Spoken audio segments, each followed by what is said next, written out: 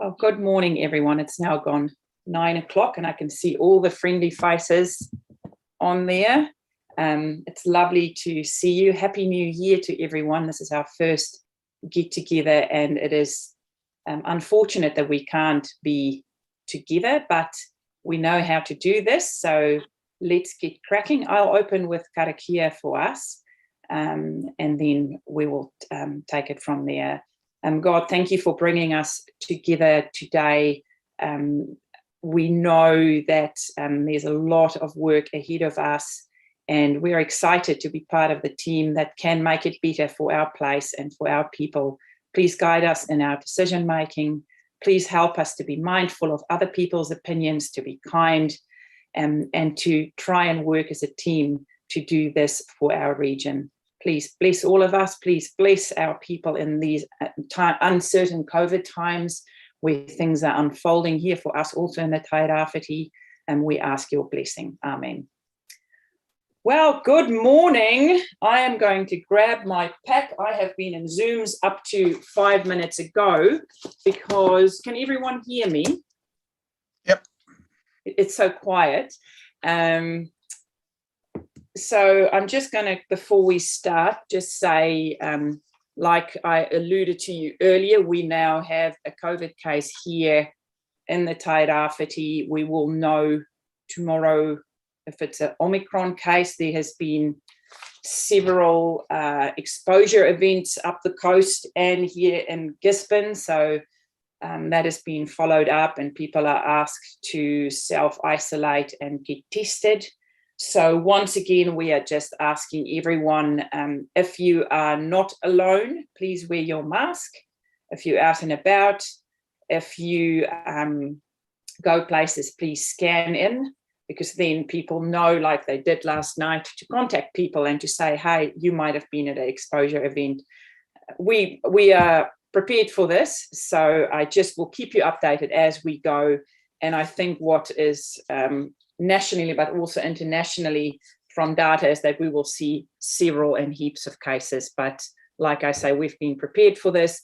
We are ready to Zoom, ready to I'm sorry and change. if you're speaking, agile. but I've got So no sound without coming further from the ado, new I iPad, am going to and a note ask that says my connection is unstable. So I'm just going to reset on my someone other spot computer. someone that's not here, because I'm looking but I can't at hear what's going on for faces. some reason.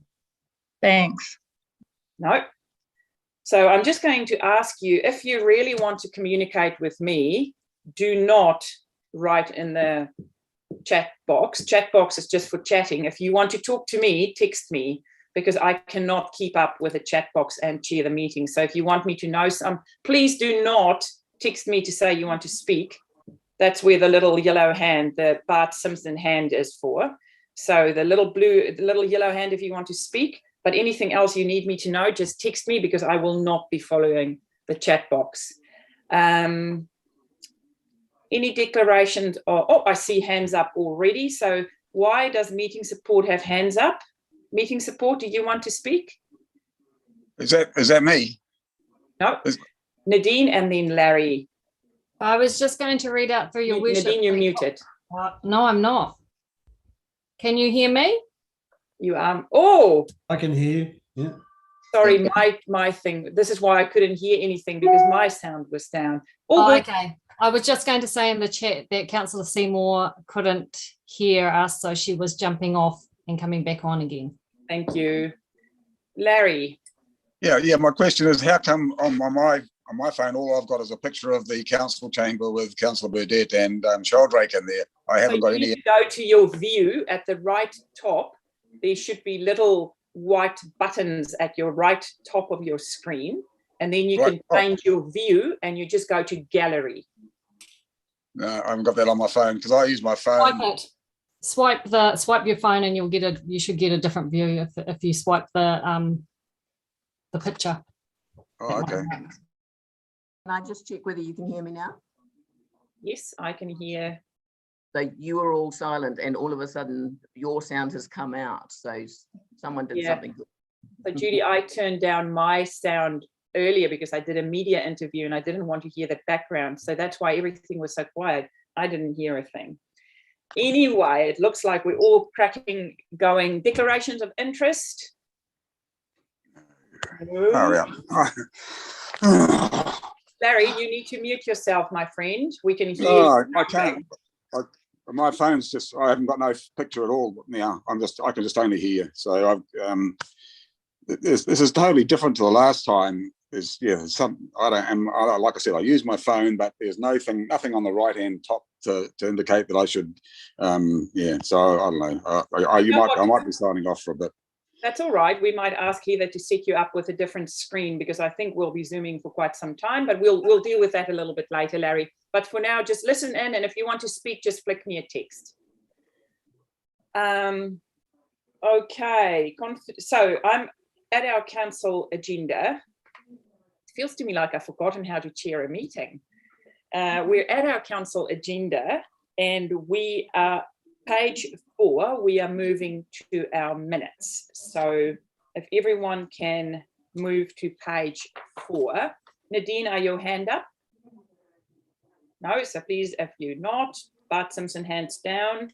So any questions in regards to our minutes, which go right up to page 13?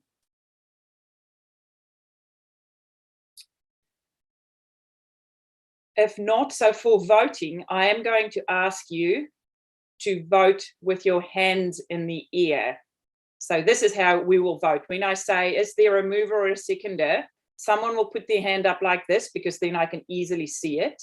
And then you take it down. I will call you out and say, moved by Josh, seconded by Pat. And then I'm going to say all in favor. And then you need to do this again, because it's just the visual for me to see. Otherwise, I just cannot carry a motion if I can't see it. So for minutes, do I have a mover for our minutes? Thank you, Sandra. Seconded by Councillor Hughes. All in favour? Contrary? Carried. Thank you, everyone. We are moving to our action sheet, which is on page 14. Any questions in regard to our action sheet? Nadine. Just a couple of updates, Your Worship, in terms of the items 11.1 and 17.4. So in terms of 11.1, the Intukamari playground has progressed, and in terms of 17.4, the report will come to operations meetings. There's just no action, a sort of comment to it. Thank you for that. If I see no hands up, so we'll just move on to our first paper, which is on page 16. I do want to remind everyone that we are live streaming, and I want to welcome the thousands of viewers from the public that are joining us today. Happy New Year to everyone. So without further ado, page 16, our first paper, temporary alcohol ban, which is for March, April. Oh, sorry, thank you, Councillor Worsnop. I will pull back immediately and welcome our public deputations. Judy, we're going to start. Judy, you're doing 2 presentations for us today. So Judy kindly agreed to update us for our housing. You know, we've had a update with Manaaki Tairawhiti a while back. And so thank you, Judy, for updating councillors today about that. And then also Judy and Carmen will update us in regards to Mayor's Task Force for Jobs. So they will give all the information, how we came about and secured money through the Mayor's Task Force for Job to look after our needs. So Judy, without further ado, I'll hand over to you. Thank you and welcome. Thank you.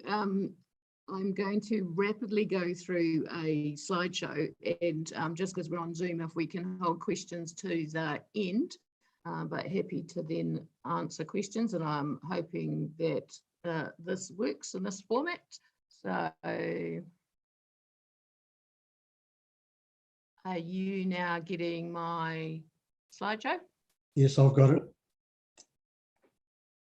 All right. So we have been annually updating what we call the stock take on housing, which lets us know what's going on in terms of progress or deterioration in the housing situation. So general updates, Manaaki Tairawhiti has a full-time housing project manager, Angie Tawera, who is watching us on YouTube at the moment, she tells me. And she's running a comprehensive database of everything that's going on in the region in terms of housing, and I have shown you that before. I was going to take you through some of that today, but quite a lot of that is commercially sensitive in terms of us gathering information about what other people are doing. So I don't really want to put detail into the public domain. We've run some workshops for housing developers and introduced them to Kāinga Order and to Papakura Kāinga, the Ministry of Housing and Urban Development, so that people who are interested in building on behalf of their organisations and selling to Kāinga Order or becoming contracted builders for Kāinga Order have now been gathered in the same room. We've been submitting to you. So we've submitted on rates, affordability, the long-term plan, and most recently we've written a letter to the Mayor about encouraging you to adopt the potential of the RMA reforms.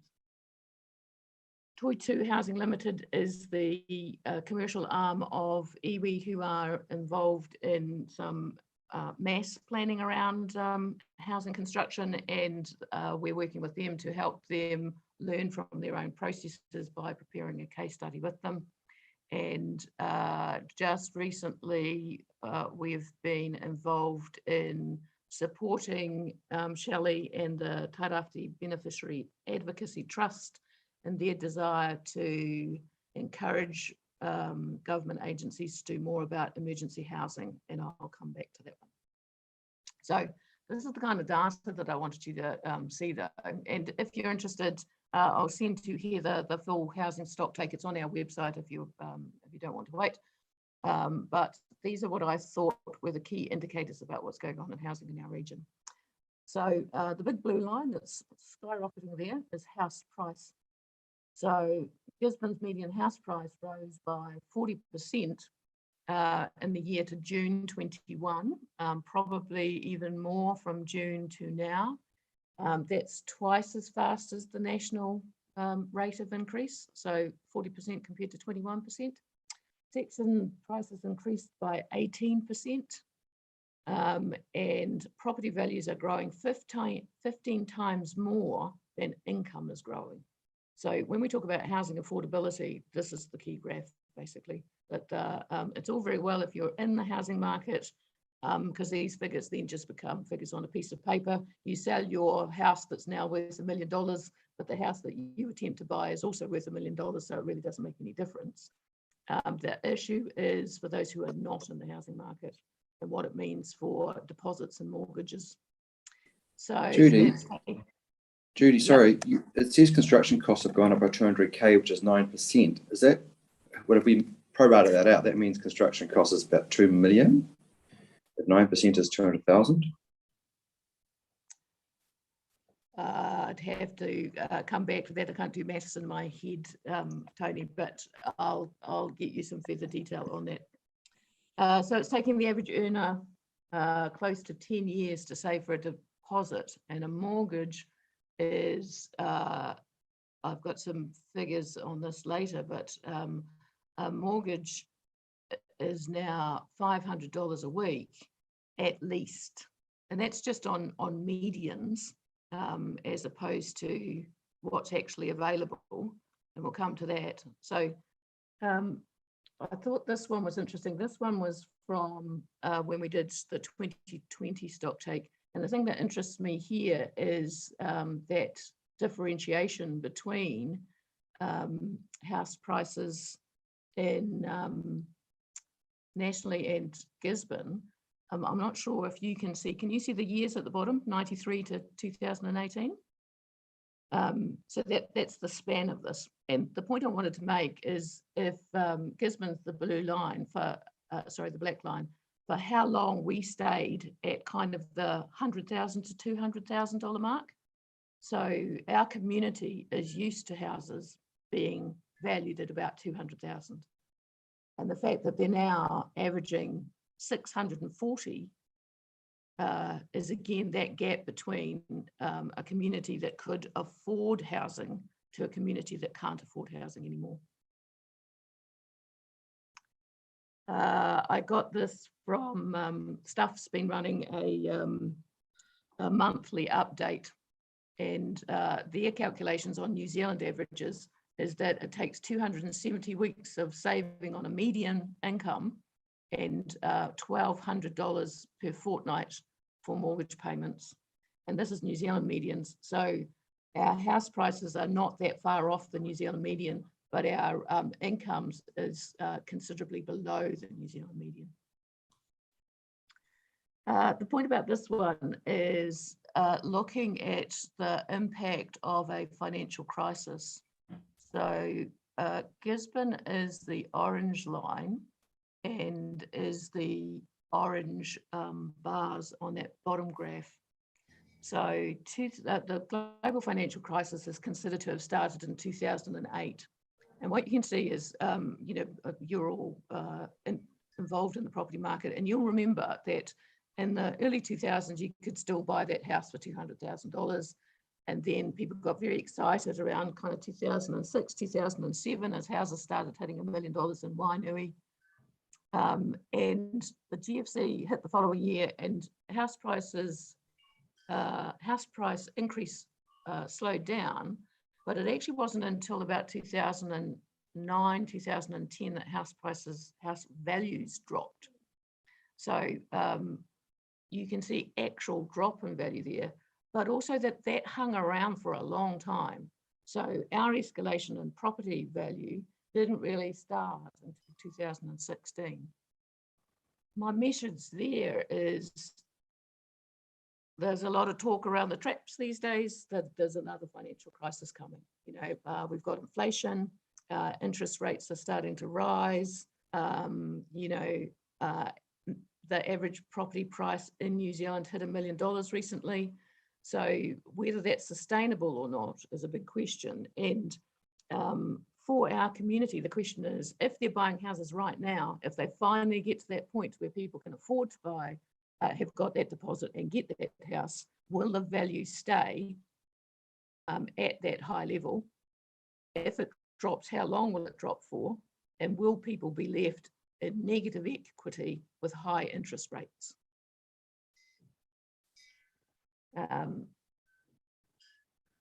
So we are improving supply. You know, we've been talking about the housing crisis for longer than many. And so that's fantastic.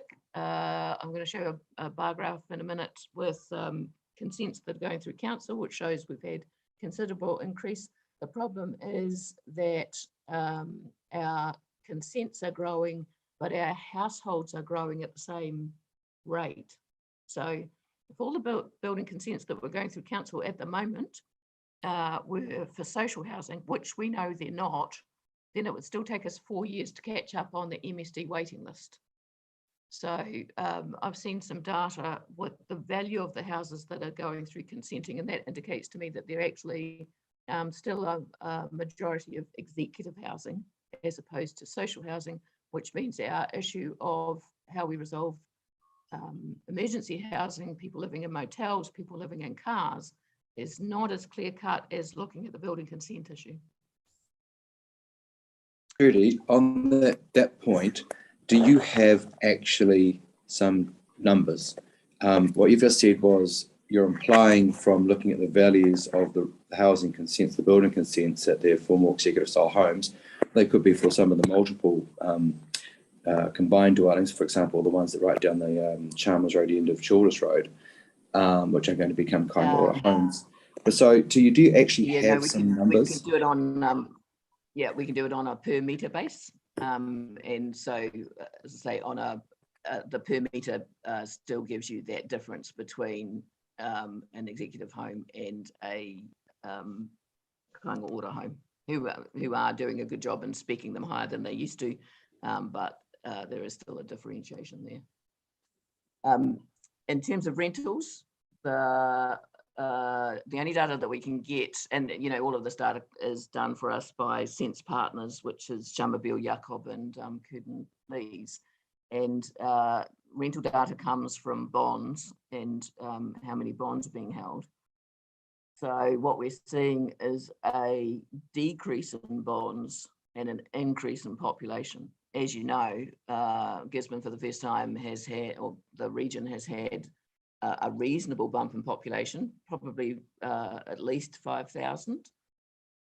But we are not seeing more rentals available in the market. And that's because previous data told us that landlords were not building more rentals or converting to more rentals because potentially the returns weren't good enough. So whatever the reason is, there's pressure on those in our region who are renters. And again, previous stock takes told us that Gisborne has a higher proportion of renters than much of the rest of the country. This is the housing register. So MSD's waiting list for social housing is the housing register. We use this as a proxy for indicating demand, and it's not perfect, but the graph tells the whole story. And this graph finished in June, I think it was, of last year. And I can tell you now that we're at 600 and so that 646 is about the latest figure that we have. So the red line would stop dipping and go back up again. The dip was caused probably by lockdowns. So underneath that's 646 applications to be on the social housing waiting list. So inside of that are whānau numbers. So that might triple to quadruple in terms of the number of people who are actually on the waiting list. Average rents in Gisborne are increasing at a much greater rate than the rest of the country. So we're the blue line. This is the building consent stuff. So that last line is where we're at GDC building consents as at October last year. Judith, that last slide, an increase in the rent, though, that's going to be proportionate. So if we had historically low rents and we increase those by 50%, that's going to show us a massive percentage increase, but still might be a historically low rental price. A much more helpful graph would be, I guess, tying it back to income. Well, I have that information actually, and as I say, we know that we're at a very low median income. It's considered to be under housing stress if more than 30% of your income is spent on rent or housing costs. And we have a very high proportion of people who are at 50% of their income is being spent on rents. So you're right, it starts from a low base, but so was people's ability to pay. So the building consents, there's a 59% increase from 2020, but and the pale line is the historic average, so we're well above historic averages, but the red line is the required rate to catch up on ourselves. So to catch up on that drop that happened after the GFC in 2011, 2012. The good news is lots of things are happening. Our database is tracking hundreds of house building projects from single dwellings to multiple dwellings. Some of the good news stories are around what iwi are doing, particularly Taitanga, Manaaki and Toitu. At the moment, they have 23 houses agreed to and actively in progress, but they are in negotiation with government around 132 affordable houses. Tuapapa Kurakanga is has a progressive home ownership fund, which we're encouraging people to think about. So, part of our problem here is Kāinga Ora has embarked on a massive build program, which many of you will be aware of in terms of being involved in the consenting process for those multiple dwellings. But from an iwi perspective, the issue there is that's lifetime multi-generational renting.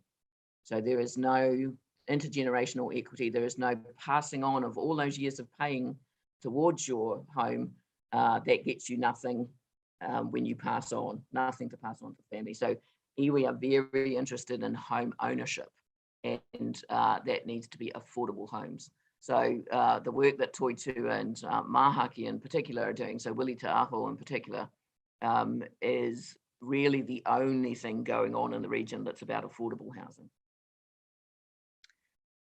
We identified some challenges in 2020. And Judy, before you go on to this slide, can you just talk to us about what the Housing Foundation is potentially available at the bottom of the last slide? What's that about, please?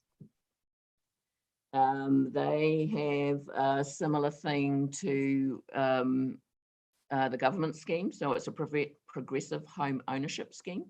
It's operating around the country, but not, as far as I'm aware, in Tairawhiti yet.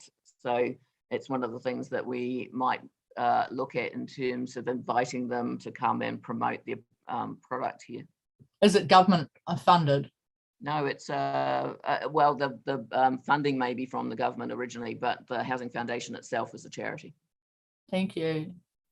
Judy, I thought Hikarangi Trust was also doing 1 and 2 bedroom homes for Papakainga in conjunction with Kāinga Ora. Well, I've put that in the category of Kāinga Ora as opposed to affordable home ownership. So they are looking at some rent to buy schemes. You're right. I don't know as much about them, but I did kind of put that in the category of iwi. So one of the reasons I mentioned that Housing Foundation is the response that's going on in the region to affordable homes is iwi-led and therefore likely to meet the needs of iwi. I'm not aware of much going on to meet the needs of the working poor Pākehā or non-Māori. So this is the challenges we identified, updated. So everything the government's doing is currently in region, in the city. So that stuff that Panapa and Co are working on are one of the few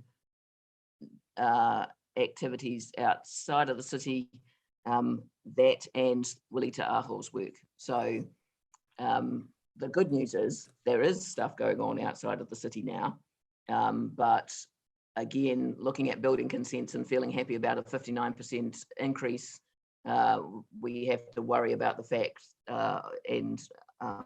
of how much of that is in the city and what is meeting the needs of those outside of the city. Probably the thing that most concerns me at the moment is, so I'm actually, quite comfortable with the amount of building that's going on. It's certainly accelerated and the acceleration is escalating. But homelessness and emergency housing is still of great concern. So many of you will know the work of Liz Crawford, but her homeless shelter has been for men only, and has been more focused on rough sleepers who have been homeless before the housing crisis. So the MSD numbers, we did an OIA recently, and Shelley had done one earlier. And so we know that there are hundreds of people being paid for to be in motels. Some of that's at a contracted rate, but the majority of people who are staying in motels are in an uncontracted rate. And what that means is the government is paying the price of the day for that motel. And that's where you get people motels being paid $300 a night. Whereas actually as a tourist, you would get that room for $120. But underneath that, we had figures that looked at about kind of 85 to 100 people who were in secure housing. So on the housing waiting lists, living in cars, tents, sheds, rough sleeping, etc. So while there are considerable numbers in motels, and there is a major issue about how long you're in a motel, it's supposed to be only for 3 months, but it can be anywhere upwards of a year in a motel. At least that is warm and dry. But to say underneath that is a whole bunch of people who haven't made it to that point of being able to access the motel. And the bottom line issue there is there's not enough stock at all.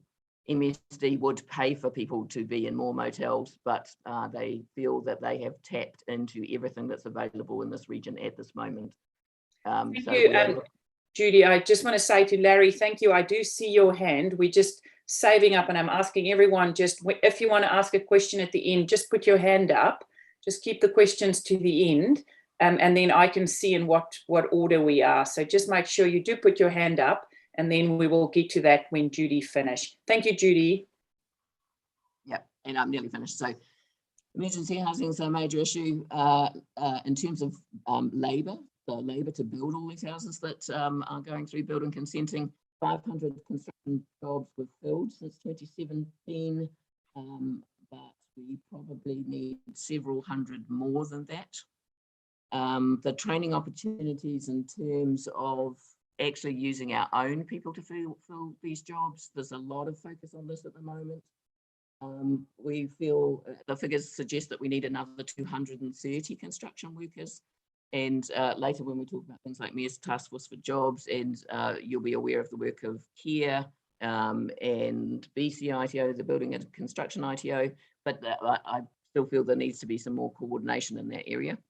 I would still encourage you around rapid rule change at council. So the process of being consented is still a long and drawn out process. And we've always had a kind of a desire to use local materials in all of this construction that goes on. I talk about, you know, the housing project has 3 focuses: build more houses, employ locals in that process, and use local material. And it seems like we can kind of do 2 of those things at once. We really struggle to do 3 of those things at once. When you want to build more houses quickly, some of those solutions are out of region, prefabricated, and even out of country prefabricated. So some of the solutions that are coming through are actually being imported from out of New Zealand.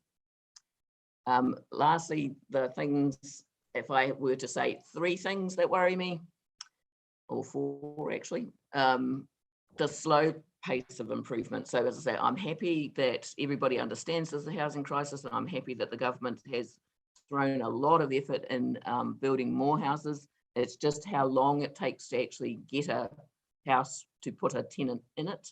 And in the meantime, that MSD waiting list is, you know, kind of doubling each year, well, more than doubling each year. And so the pace of change means that we're kind of never catching up. I'm worried about a market crash and what that means to the homeowner. And I'm worried about supply chains breaking because of COVID. So, you know, we've all been focused on the international supply chains are already bad, but the local supply chains will become more difficult. So as we enter this period of Omicron, you know, our builders, our plasterers, our electricians, our planners, our consenters will become unavailable. And so I'm expecting the pace will actually slow down again this year. And in the meantime, of course, the need for housing, I believe, will accelerate. So what can GDC do? I think a focus on the timeliness of consents in real time. So, you know, we have the 20-day limits, but as I'm sure you understand, the clock gets stopped on that all of the time. You ask a question and the clock is stopped on either side. It'd be interesting to see what real-time data is. So when I'm involved in some consenting stuff personally, and I know, you know, that it's been taking 6 months, not 20 days. We encourage you to accelerate the TRMP changes. So you're scheduled to take 2 years to make the changes for housing. That means all things carrying on as they are, the MSD waiting list will be in the thousands by then. And we've recently written to the Mayor asking you to ask government to give you the powers of Tier 1 councils around housing intensification. That'll come up at some point. And so this is just me encouraging you to think about that positively, and happy to answer questions on that one. So that's me, happy to answer questions.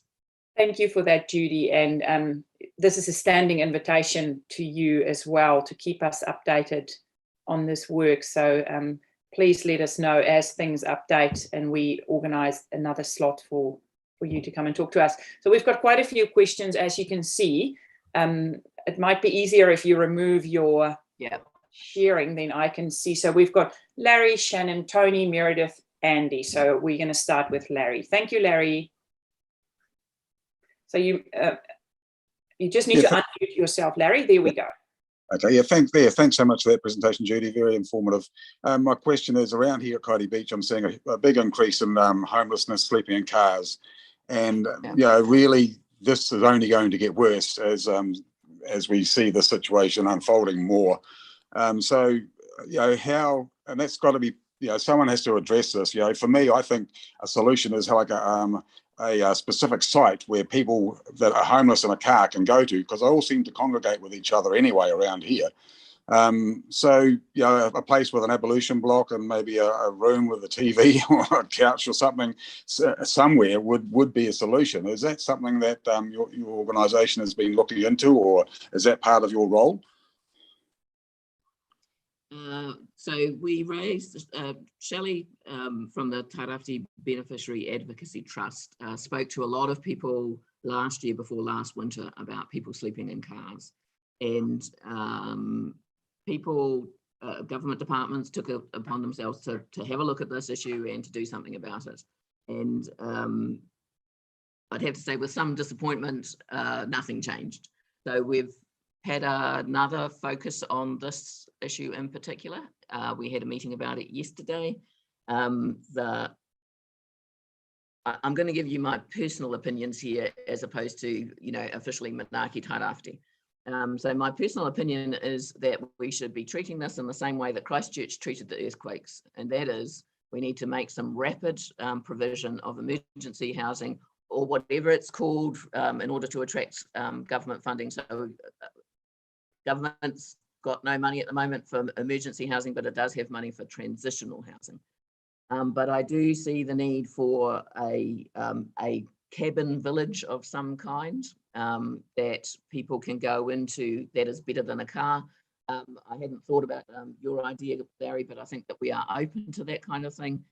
I think that the region needs to think about the way in which rules stop us helping people, because you can imagine the consent nightmare is for anything like that. So again, we are going to focus on the problem, come up with a plan and some solutions. The two things that will be necessary to make it happen will be money and consent, because I know where we can find land, I know where we can find wraparound support, I know where we can find MSD money to fund people once it's built. What we need to find is the money to build whatever we're going to build, and we need to get it consented rapidly. Yeah, thank you for that. Judy, in your slide pack, you had a average cost of, percentage of income for those paying for rent. Do we know what the percentage of income spend is for a mortgage plus your rates plus your insurance? So a homeowner comparative to the rental numbers you. I don't think I've seen that. One of the reasons I didn't put up the slide with the 50% was because it wasn't my slide and I hadn't asked the person's permission to use it, but it was a government generated slide. So we can get rental stuff because so many of our renters in region are actually renters to the government. but I don't know where I would be able to get the homeowner stuff. I can check on that. I'll take your questions from this and I'll ask our economists what they can find out about these things. Yeah, specifically just with the thought that whilst home ownership is a great aspiration, it may not be a better situation.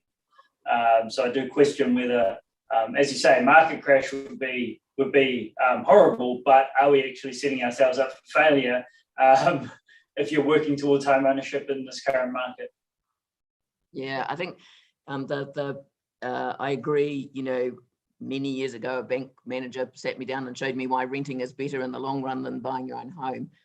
But the issue of intergenerational equity, I think, is part of that focus, that in a decapitalised community such as iwi, the importance of being able to grow equity over time means home ownership is very attractive, and progressive home ownership, which is, you know, some of your rent goes towards the purchase of the house, is one of the ways of doing that, even if that's a very long-term process.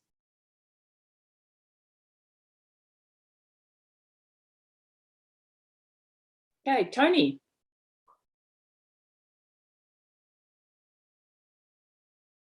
Judy, thanks for that. I was really looking forward to you coming to present today, because the real question in my mind is, what is the plan to address the rental shortage? Now, you've kind of given us little ingredients along the way with your presentation, but what I'd like to see is the recipe, please.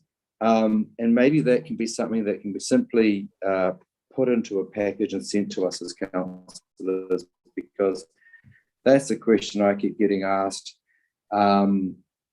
We know Kāinga Order has got a plan to do houses. I'd like to see some numbers on it over a time frame. You did make the comment that even if all of the consented properties were for the rental market, or you used the word social housing, I wouldn't mind you to define that, but anyway, we'd only be meeting half of the need. So I'd like to see some numbers on a page which say, this is what's planned in the pipeline, this is what's actually short, and then what do we want to do about it? In answer to, I think, Shannon's question, you talked about, you know, you have an idea of some land and some plans about maybe a cabin town or a cabin village. That is certainly one proposal, but what is the plan? And I guess the other question is that your role? Is that Manaaki Tairawhiti's job to come up with a plan or a proposed plan? Manaaki Tairawhiti is nothing other than Manaaki Tairawhiti is nothing other than the collective of iwi government agencies and council, you know. So when we talk about a Manaaki Tairawhiti plan, what we're saying is a regional plan.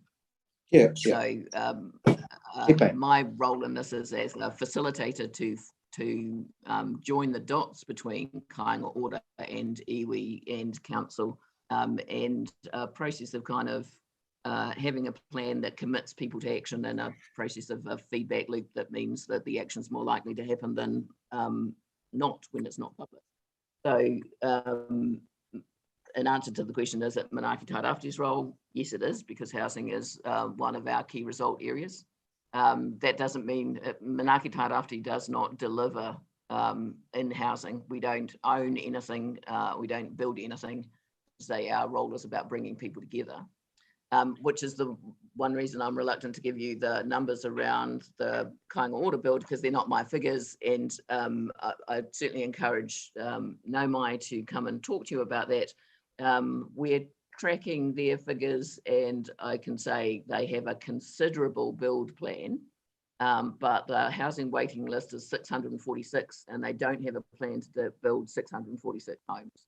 So they have a plan to build hundreds of homes, but not as many as are on the waiting list. And I sort of don't understand why, as the member of all these different entities can't tell what kind of order is going to build.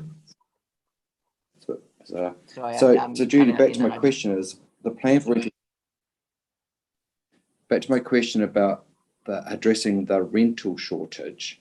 Is it a case that developers don't want to build bog standard rental properties because the returns aren't high enough, or is it because they're trying their best but the land's not available? Is it because the resource consenting process is so long, or is it because? That's what we need to understand. Well, that's what I need to understand. What is the problem? What are the problems? What are the barriers to building rental properties in Tairawhiti? And if that's not in your scope, Well, in your brief, then just say so.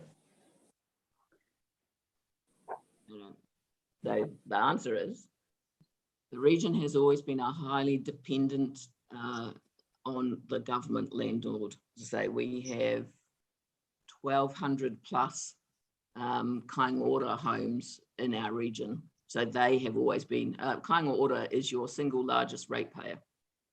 So their moves in rental housing is important to this region. In terms of why are private developers not building more or developing more, I'm aware there are a number of councillors who are high owners of rental properties, and perhaps that's something that they could answer for you, why they're not doing more.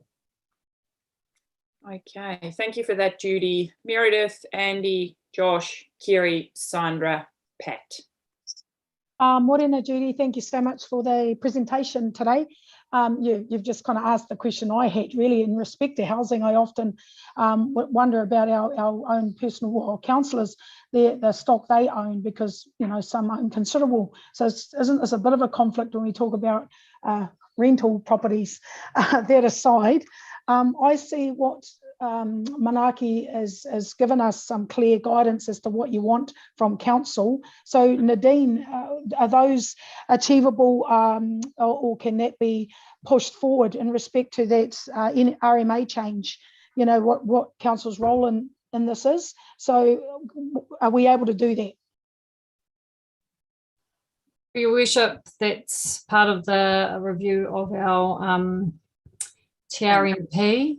So that's in training and progress. And with regard to the reference around housing density, there was some work done there with Joe and the team in terms of looking at, so it's not just straightforward as let's increase and enable that housing density, let's also make sure it's in the right place as well, so you're not contributing to other adverse outcomes. So that was done, my understanding, last year. I think Judy and the team circled back to the housing steering group on that. Thanks, Nadine. I guess for me, having and knowing a lot of the social outcome issues for a lot of those lower socio and those who are suffering, because in this space it just appears that the rich are getting richer and the poor are getting poorer. And so what's our solution? What's our role to play in it? And I see iwi working on an intergenerational, they're trying to stop dependency, they're wanting to grow equity, etc. So to me, that's aspirational and hopeful and good. So, to me, that makes sense, being someone who's come from that background as well. So everyone who's talking well-being strategies in this region, how prioritised is housing in regards to those well-being talks that I keep hearing about, respect to Tairawhiti Trust and others? Where does housing sit as a priority, noting we say the word crisis, but it doesn't seem to ring too many bells because a lot of people, the crisis isn't theirs. So where's housing as a priority from a council perspective? I guess I'm asking Nadine again. Through your worship, so that's the question to yourselves as councillors, and we have workshopped that with you, and Judy and Joe and others are involved in the housing strategy for the region, of which council is a partner to under Rautapura Order. You, through your long-term plan, made it clear in terms of your housing contribution that would be via the infrastructure that's required to support housing, but also through consents, your consents processes, which we're actioning through the TRMP. Okay, well, I guess that's what I can ask our councils to consider. Can I just circle back to the RMA question? So slight misunderstanding there. I think we're probably talking about two different things. So the chair of Manaaki Tairawhiti recently wrote to council, so when we came back to work, so in January, I think wrote to the mayor, requesting that GDC request the government to give you the powers that were recently granted to tier 1 councils around intensification. So that's the thing I'm talking about. So this is directly a council issue. If you were to receive those powers, then that would change the way in which intensive housing was consented in this region. And I don't think we've got the time here to go through that. And it's an issue that you will need to have staff advice on and a debate on. But that's what I mean by RMA changes. And that was my last question, was Nadine, do we have the expertise in-house, I guess, regarding the whole issues of housing?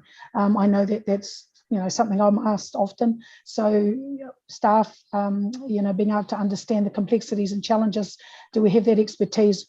Do we need to look further afield or, consultation-wise to getting that? That'll be my final question. Kia ora. Thanks, kia ora. Through your worship, perhaps it's probably best if we did bring or have another workshop with council and bring you up to speed on the work that's been done in that space, Councillor Akuhata-Brown.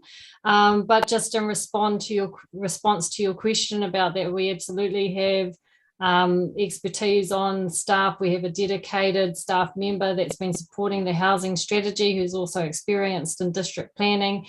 And of course, we have our building consents team who have been long working in this space. But it's not, I might just add, it's not an easy thing to fix here. And in terms of building consents, we have seen a massive increase in consents coming through, and we have a labour shortage, and that's affecting our ability to be able to progress as fast as we need to. So we need to be thinking about different interventions here and what support the MB can also give into councils who are all grappling with this issue. I just want to declare I've written an article for the paper that will be in the paper tonight regarding housing, just to let you all know. Kia ora. Councillor Cranston, thank you. And then Councillor Wharehinga, Worsnop, Faulkner, Seymour. Thank you. Yeah, thanks very much for that, Judy. A lot of clarity there. There were some big funding announcements early last year, and I think some of that was going to be channeled through Te Puni Kokiri as the funders. I guess, particularly good for Papakāinga and things like that. Are you aware of the local uptake and availability of that funding, and just how active and successful Te Puni Kokiri is as a funder? The reason I mentioned the Toitu and Manaaki stuff is that's that combination of Te Puni Kokiri and Tua Papakāinga, which is housing and urban development. The request would go through. We have taken iwi have taken a very, I think, wise approach, which is they have taken whatever money is available in the short term while negotiating for the big stuff. So the 23 houses that are being delivered, and if you read the Herald, you'll see every now and then a picture of a family moving into a house that's coming through that money. But to say in the background, they're still negotiating for a very large sum of money for a multi-year large-scale development. So that funding is more channeled through that source rather than it can't be uptake on a private basis as a whānau basis? Does it need to go through? No, it can go through on a whānau basis for Papakāinga as well. And okay. All of the iwi are cooperating and running workshops on Papakāinga and helping whānau through the process. Oh, okay, excellent. Councillor Wharehinga. Thank you very much, Your Worship. I tuatai nei rata me nunui ki a koe rie mō tō karakia te whakatimata tā tātou hui. So thank you very much for blessing us this morning.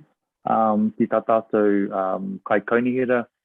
He rata mihi nunui ki a koutou, ngā mihi o te tauhou. So happy New Year, everybody. Kia ora, Judy. Thank you very much for your presentation. It was great. The one thing that you touched on that has been the thing that's been playing inside of my my mind as well is specifically the people that are living in their cars. That's kind of the group of people that have fallen in between a gap. And I spend a bit of time down at Oasis with the Crawford whānau, and one thing that they've expressed interest in is some kind of concrete pad service, all of those kinds of things. And I said, hey man, if you bring this up with Manaaki Tairawhiti and bring this up with council, I'm sure there's an appetite to try and help you guys provide the space, because they've got the space, have you to provide the facility, in order to be able to make that happen. There's appetite. So the reason why I bring it up is to that might be an opportunity to maybe spark that off again, because they were interested the last time that I'd spoken to them. Has that come up on your radar in your conversations with them? Yeah, so we've worked directly with Liz and Oasis Church or Oasis Trust, and we have encouraged and been successful in getting them money from Trust Tairawhiti, and have worked with Ian Petty & Co around building consent issues. So they have been able to expand a little bit. Liz has plans to do more because the need is so pressing. So I don't want to give the impression that the need has gone away, but we certainly have all been actively working with them. Awesome. Yeah, awesome. Because the whole, because there are more and more people living in their cars. I have friends of mine, personal friends of mine, who have stable jobs, who don't have houses and are living in their vehicles at the moment, and they're struggling to find a place. So they're staying in someone's driveway, staying in another person's driveway, all that kind of thing. And they feel uncomfortable about that because they feel like they're a burden on the people that are on their friends and whānau who are just trying to look after them, So for their own dignity, I really feel like a space like that, making a space like that available would be very helpful for them.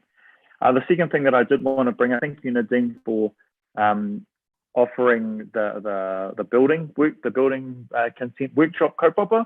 I was going to ask for that, because there are, just off the top of my mind, if we've got skyrocketing building consents and we've got labour shortages, then we need to be having, as leaders of the council, we need to be having a conversation about how we want Nadine and staff to approach building consents now, and give some real good steer in regards to that. So I'm really looking forward to that workshop. That's me, workshop. Thank you. Thank you. Councillor Warsnop. Thank you. I also want to say thanks, Judy. This has been one of the more fascinating presentations we've seen in quite a while.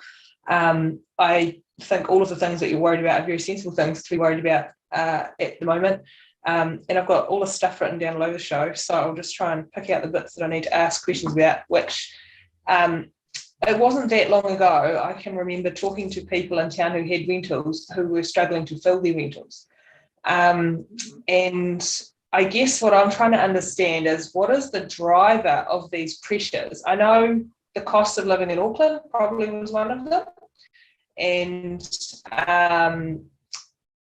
I guess the risk, in addition to the market going sideways or backwards, is and that's the perpetual risk that the drivers that have built this problem ebb just as suddenly, and leave a lot of people who are working in this space. It's tied to employment, it's tied to a whole bunch of things. I know in the last GFC there were, I don't know what we were like relative to other regions, but we certainly had plenty of mortgagee sales. How well do we understand the drivers and how permanent the drivers are, and how much flux is in the system?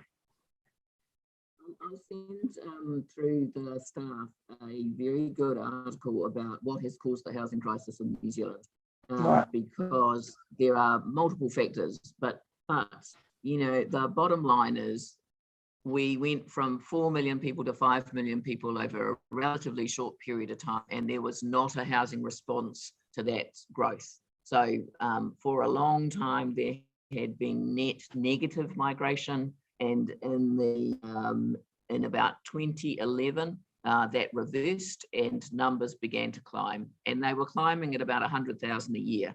So we got about 1 million people over a very short period of time, and because of other conditions in the market, people didn't build houses. So the problem has been, the reason that we talk about social housing so much is that more people have arrived. Well, you think that's an opportunity to make money, and so people would build houses for them. And they did, but they built the wrong kind of house. And so what's happened has been a squeeze, which has pushed the working poor all the way out of the system. And the working poor have been pushed out on the basis of that cost of housing. So all of those factors around lack of capital gains tax, the high cost of building in New Zealand, that have driven that house price increase. You know, we all know, that's why to me one of those really interesting graphs was the one that showed how long houses in New Zealand and Gisborne were worth about 200,000, and that $200,000 house today is now worth 700,000. And so if you've only had, so whatever percentage of increase that was, if you've only had a 15% wage increase over that 10-year period, but the house price has gone up by hundreds of percents, then as I say, people who used to be able to afford a house can't afford a house, and that includes renting.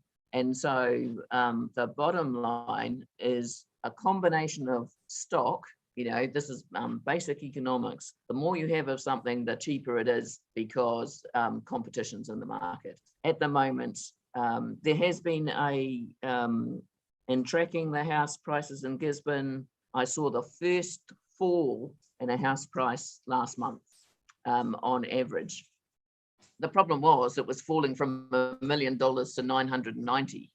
You know, it wasn't falling back down to 200,000. So I believe that economic conditions will slow down the increase in value of our properties in Gisborne, but they're not going to fall back to those $200,000 years, because the population growth, well, actually, this is the interesting point. Is the population growth permanent?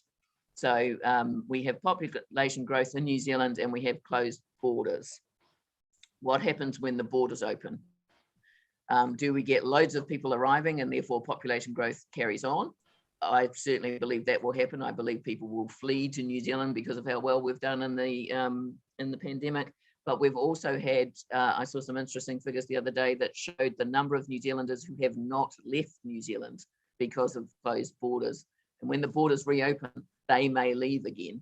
Young people seeking their OE, etc. So I think the house price value stays high because our population stays high. It's a bubble at the upper end, but I say it's never going to drop back to those low levels. And until wages catch up with that, then social housing has to be part of the answer. So basically, we need inflation to be 10% for 10 years to get it back to what it was, or even longer. We need massive increase in supply, and we need wage inflation and general deflation. Okay, thank you for that, Councillor Faulkner and Seymour. And then we need to move on. I don't want to be the time Grinch, but we do still have another presentation before we move into our meeting proper. So Councillor Faulkner and then Councillor Seymour. Thank you, Your Worship. Good morning, everybody. It's lovely to see everyone's faces again after a break. My question is around employee accommodation. It's something that is never mentioned in this conversation. We've got big employers in the region who are very keen to house their people. It's part of their employment package. You know, we want to look after the people who work with us, and we want their well-beings to be part of their package, including their housing. I'm just wondering where it fits, Judy, within your conversation, and equally how we can place some importance upon it. I guess that's more of a council question, and it comes down to us as governors, but equally within our policy, to be able to enable employers to look after their people well.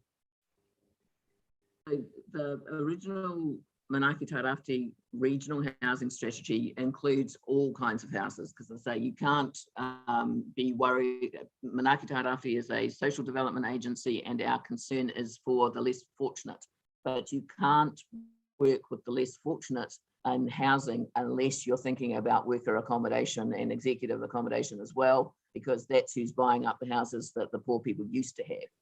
So yes, that is fully part of the plan. Council's staff are currently holding the pen on the update of the plan, but I can say, and this is the bit where, you know, I can't breach commercial sensitivity, but I can say I'm aware of developments that are specifically designed for workers Potentially they're more executive workers, because there have certainly been people who've come into town for the big jobs who haven't been able to find a place to stay either. But as I am aware of at least one multi-unit dwelling that is being prepared for build, which fits that criteria. I'm sorry, I beg to differ on the executives and coming into town and effectively shutting locals out of accommodation. What I'm talking about is the big projects to house people who Councillor Wharehanger is talking about. People with good sound jobs who just need safe, secure housing that goes with good sound jobs. Those are the people that I am concerned for as much as anything, because they are the ones that are caught in the fangs between the two, because they are not the most needy. They are equally not executive, but we do have big employers who want to look after their well-being, and I think there could be more done, I think, to support those employers without treating them like pariahs just because they are big employers. Yeah, so what I'm saying is absolutely that is in the plan, and I think that there is a misunderstanding about who goes into kāinga order housing. That includes people in jobs. Kāinga order housing is not for the unemployed and down and out. Kāinga order is affordable rentals for anybody who meets the criteria, and in this day and age that includes a large number of workers.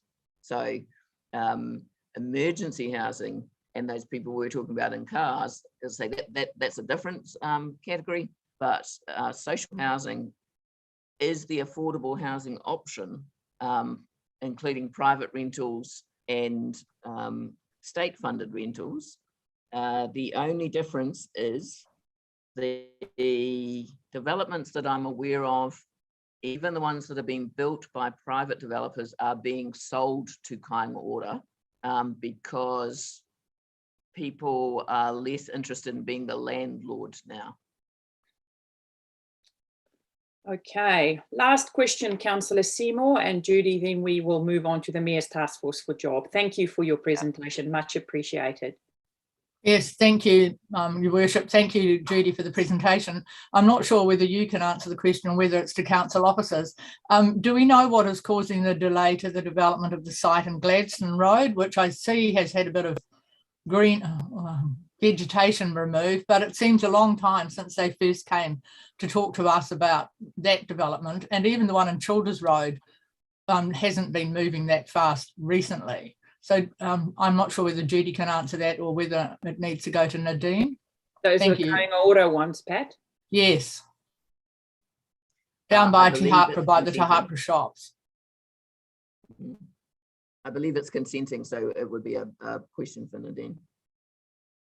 I'm going to back that to Helen, if Helen's aware of anything in that space. Not off the top of my head, but I will look into it. Thank you. And then just a quick last question. Thank you. Thanks, and that will be emailed back to us. And then just the last question from Terry. Thank you. Thank you, and thank you, Judy, for the presentation. Just on the rental thing, I know you track rentals. Have you been that successful in putting people into rentals, or is it just cost prohibitive due to how much people want for rentals?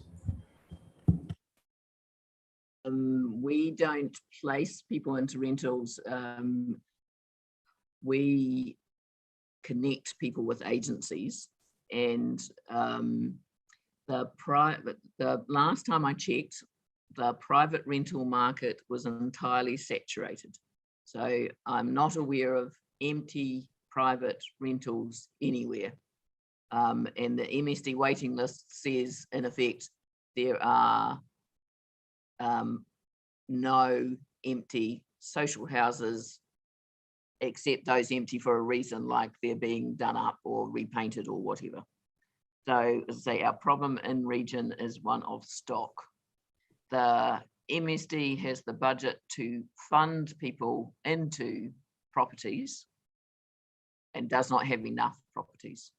which is why our whole issue is one of how fast can we build, or how fast can we create, be that being innovative. You know, I'm not seriously suggesting this, but you know, there are countries who have put people in cruise ships. There are processes where people have mass imported units from China. So we're not just talking about construction. The agencies and organisations and iwi who are involved in meeting housing needs are thinking of all of those opportunities. Thank you. So there's a lot of there's the odd multi-storey building in Gisborne that's all empty and vacant. No discussions around those sort of buildings, the old police station building, those sorts of things. Thank you. No, there are. The old police station is owned by Carter, and they have plans for that, which would be for them to talk about. There is a unit inside of Kaingora that looks to repurpose commercial buildings for housing purposes, and they've been in town recently looking at what opportunities there are. So is that while at the moment you can drive around and see some new houses around the place, you'll be aware of the sections that sold down from the hospital. They were snapped up instantly, and there's many of those sections coming onto market. The issue, as I say, that's why I talk about timing. Everything that you can think of is going on. It's how long it takes to come to fruition. That's the issue. Fair enough. Thank you. Well, Judy, thank you for that. And thank you, councillors. I know this is the issue that's close to all our hearts. And when I met with Judy yesterday, it's again clear today, there's not one organisation or one person that are responsible for this. There are so many moving parts, and no one is really the face or the person that pulls all of this together. And that's a discussion we need to have going forward, because all organisations play a role, but it's one of those issues that does not have clear ownership. So thank you, Judy, for that.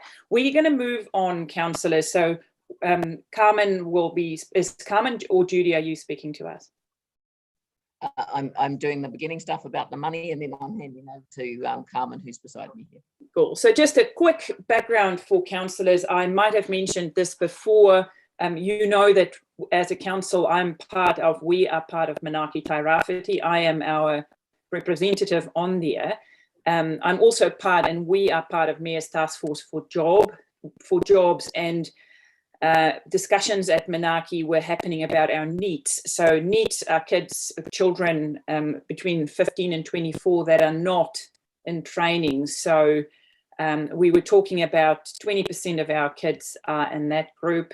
And then we also have about 100 under 16s who are not have any training or education.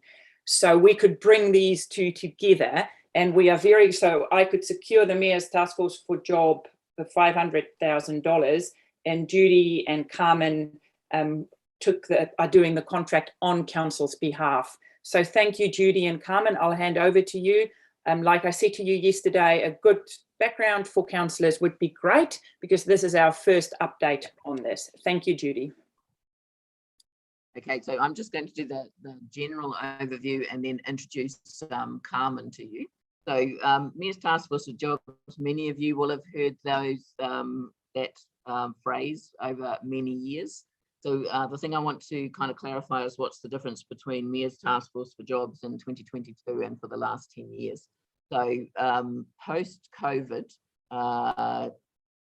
Local Government New Zealand, on behalf of councils, approached MSD and asked to pilot in the first instance a Mayor's Task Force for Jobs that was much more focused on actually putting young people into jobs and subsidising employers to do so, and providing financial support to the young people to make them job ready.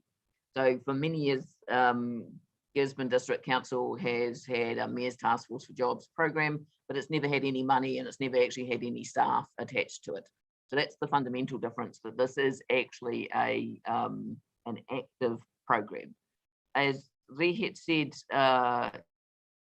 child wellbeing is one of Manaaki Tairawhiti's key result areas, alongside housing, addictions and family violence. And so we were having a discussion about NEETs, not in employment, education and training, and what we would do about that. And again, I make that, I emphasize that point that when I say Manaaki Tairawhiti was talking about it, I mean MSD, Ministry of Education, iwi, etc. were around the table talking about it, and Rehet was able to offer us a funding stream, access to a funding stream that could make a difference here. So this is not the only child wellbeing thing that we do, and this is not even the only NEETs thing that we do, but it is a nice big chunk of money. It's $500,000 to place 50 young people into jobs. GDC has subcontracted the delivery of that to Manaaki Tairawhiti, and I have sought out key skills, and we have employed Carmen, who will roll over. She's in the camera now, she's in the background there. So Carmen is the Youth Services Manager at Turanga Araro. So an important part of this is that we don't want to replace anything that's already working successfully in providers like Turanga Araro and Matapuna, but we do want to make sure that this fits with the Manaaki ethos of a way of working which is very focused on the needs of the young people and not the administrative needs of the agencies and the funders, and looks at innovative ways of providing support. So I'm going to hand over to Carmen, who's Carmen. Kia ora. And Judy, hi Carmen, welcome to us. Judy, just what I've noticed now, if you're not looking directly at the computer, we cannot hear you. If you turn your head a bit, we struggle to hear you. So Carmen, if you can just lean in, that would be lovely. Welcome, Carmen. Thank you for sharing the information with us today. The floor is yours. The floor is yours, yeah. Thank you, ma'am. Are we struggling to hear, Carmen? You might have to move a little bit closer. You might have to bump Judy out of the way. Yeah, she's gone. There we go. We can hear you So, now. Thank you. Manaaki Tairawhiti, as Judy has already mentioned, it has taken over the Mayor's Task Force jobs. And through Manaaki Tairawhiti, we have created our own way of working within this project. So I'm just going to share screen with you guys. Be with me while I bring it up.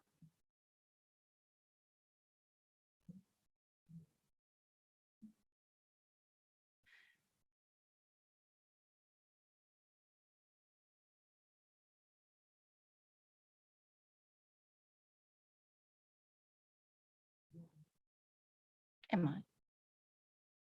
Can you hear me? We can hear you, but we can't see your share screen at this stage. Oh.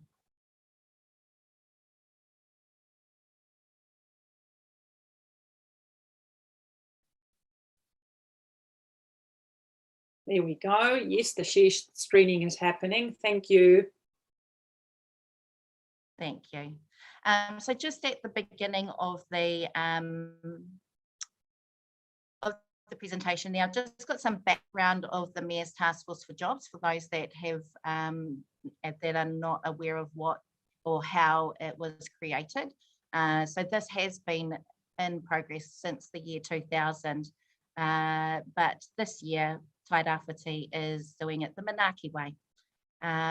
So part of what we have created here, we've called it Manaaki Taiohi rather than using the word NEET. Rather than using the word NEET, we want to uplift these young people. We don't want to use that word, and we want to do it this way. So through Manaaki Taiohi, we will support Taiohi through each stage to ensure that they have the best chance of achieving full-time mahi. With the funding that we have been fortunate to get through Mayor's Task Force for Jobs, these are the different stages. So Ngā Mata, which is the many faces of our Taiohi, this is the stage of referral and enrolment. At the moment, we're working closely with MSD and MOE and Trust Tairawhiti to gather the names of young people who are interested in joining this project. Whakapapa Taiohi and the Manaaki plan. This is about getting to know our young people, finding out what they need and how we can support them through that. And that brings us to Manaaki support. So what are the personal needs? How can we support these young people, you know, whether it be through glasses, through hearing aids, or even through the basics of getting a license. That's the Manaaki support. There is no prescribed number of initiatives that we're not going to prescribe this, because it is about the young person, and the young person is at the center of all of it. So as the needs come up, that's when we will provide that Manaaki support. Te Tua Papa, which is the foundation. So the foundation training needs, we will work with providers that are currently providing that in our region and make sure that our young people are being supported to make sure that they can stay in these sustainable jobs. Hononga Taiohi, which is about the connections with our young people and the employers. This is the space where we are working in conjunction with Trust Tairawhiti and the networks that they have there. And Te Ao Taiohi, which is our young people being in employment and receiving in-work support. So it's not about just getting kids the jobs, it's about supporting them while they're there to make sure that they're able to stay there and that those are their life goals are met. This is just a quick diagram of what it looks like for a young person who comes through Manaaki Taiohi. It's pretty self-explanatory. So they will come through me as a referral. We will take anyone as a self-referral, MSD, schools, MOE. We've got the navigators here as well. So anyone can enter this project. They need to meet the criteria. So we are taking 16 to 24-year-olds, but the initial criteria is 18 to 24. They need to be looking for full-time work, but we're not going to exclude anybody. We will meet with them, see what it is that they need, and then work from there. Then they will come into the Whakapapa Taiohi stage where they will meet with myself and Nirvana, who is also working on this project with me. We will talk to them about what their needs are, where they come from, and try and get to know them a little bit better. And from there, we will decide which tier of support that they need the most. If it's Manaaki Taiohi, which is supporting them with their personal needs, Te Tua Papa, if they're ready for the foundation training, or if they are ready for that connection with employers, the Hononga Taiohi. And then hopefully they'll all end up right at the end there working and happy with their place in this world. Just a little bit of background about how the conversations that we'll be having with young people and how we do the Whakapapa Taiohi stage, which is the beginnings. We are using the Te Whare Tapa Whā model so that we can ensure we're meeting all needs holistically for these young people as much as possible. So wairua, their spiritual well-being and sense of self, their whānau, relationships and parenting. We do have a few young mums in this project, so we're navigating that space with them. Taha tinana, which is their general health and physical well-being, and taha hiningaro, which is their mental and emotional well-being. So with the support of this funding, we're able to steer these young people in the direction that they need to be able to gain the support that they need to get into full-time sustainable employment. And this is my last slide, what you can do to help us. So a part of this presentation, I guess, is not just letting councillors know what we are doing with the Mayor's Task Force for Jobs, but also what you can do for us. So we need more young people for this project. We do have referrals at the moment, but we are looking for more. So if you do have young people that are wanting to be in full-time employment, let me know. And the other one there, we've got Find Us Employers. So we have a good network through Trust Tairawhiti at the moment and through our own employer networks, but we are looking for more employers who are interested in investing their time and space with the future of our Taiohi. Thank you so much for that, Carmen. It gives everyone a good background on what we are trying to achieve and what the funding is available for. So I see quite a few hands up. If I can ask just specific to the presentation questions, this is also a public deputation. So I'm going to ask Councillor Seymour first, Councillor Wharehinga, Robinson, Akwata Brown, and then Foster. Thank you, Councillor Seymour. Sure. Thank you very much, Carmen. Just two questions quickly. Is there still a school opportunity for young mums to return to education? There was a classroom at Lytton that young mums and their baby could go to, and I have been involved with that. Is that still happening for your young mums? Yes, so Te Whare Whaihua is still available and running successfully at Lytton High School, right there, as well as the childcare that is attached. So obviously everything, as we said, is going to be surrounded by the young person and their needs and wants. And we do have a couple that are interested in returning to school. And that's the good thing about Manaaki Tairawhiti being involved with the Ministry of Education as well as the Ministry of Social Development. So MOE are right there with us, supporting us to make sure that young people are being re-engaged. Great, thank you. And so you did mention training in one of the PowerPoints. Is that part of it? Because obviously that's clearly important sometimes to actually get the first job. So is training equally as important as employment, or is employment the priority? So the main outcome of Mayor's Task Force for Jobs is employment. But as I said at the beginning of this, it is about the young person and their needs. So if their needs are education and training, that is where we will be supporting them the most. And hopefully out of that, they will be able to gain employment towards the end. Sure, thank you very much. Great. Thank you. Councillor Wharehinga, then Robinson, Akwata Brown, Foster, Grahamston. Kia ora, Carmen. Me to you in the Hihi whānau, it's great to see you on here. I wanted to ask in regards to the target tauira, the target Taiohi, has there been any consideration for rangatahi that are choosing to take a gap year from university? I've heard that there are quite a lot of rangatahi who have chosen not to go on to university because their last couple of years at high school have been so much like this, that they've gone, you know what, actually I'm going to take a gap year and then I'll go to university next year. Is there space for those rangatahi to be able to access your services? Yeah, absolutely. So, one of the things about Manaaki Tairawhiti is to do things at all costs, and that means including everybody and anybody who wants to be a part of the project. So if we do have young people who are on a gap year who do need extra support, they will be included in this project if they want to be a part of it. This is not a one size fits all. It's we will support you in your size.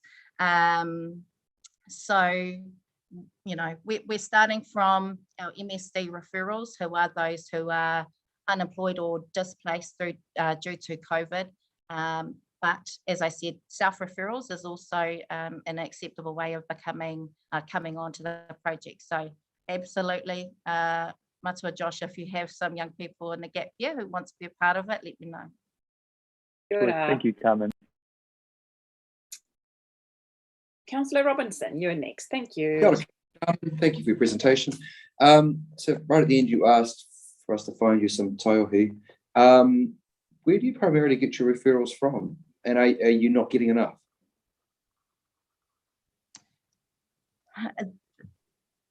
We do have MSD who are providing us with the majority of our referrals at the moment. But those of you who may have worked with MSD referrals in the past understand that there is a referral rate versus a hit rate. So 50 referrals, they would expect you to see 5 of those. We've been able to meet with about 60% of the referrals that we've received so far. So if we were at 100%, we'd have all the referrals, we'd be ready to go and rolling, but we haven't been able to do that, and that is the nature of our young people. So we are looking for more And if there are any out there in the community that you know of that don't know about this project, we're happy to see them. But at the moment, MSD is our major referrer. We do have walk-ins to the youth service office who don't fit the youth service criteria. So our staff are channeling them through Manaaki Tairawhiti. And then we also have just a small group of staff referrers and a small group of school referrers. Thank you. Councillor Akuata Brown, thank you. It's your turn.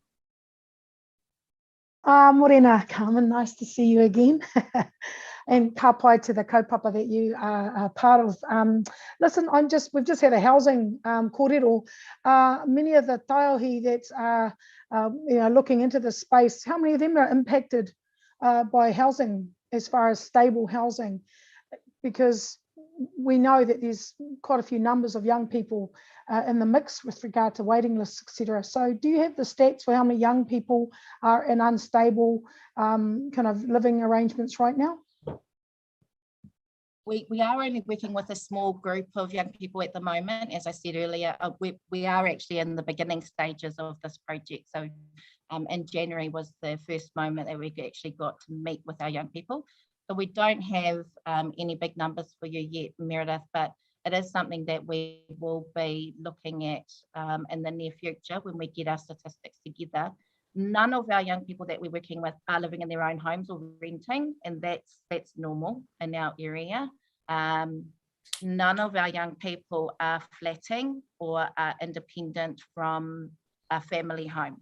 So is there overcrowding? Yes. Are they in a home that is sustainable for them for their long-term future? No.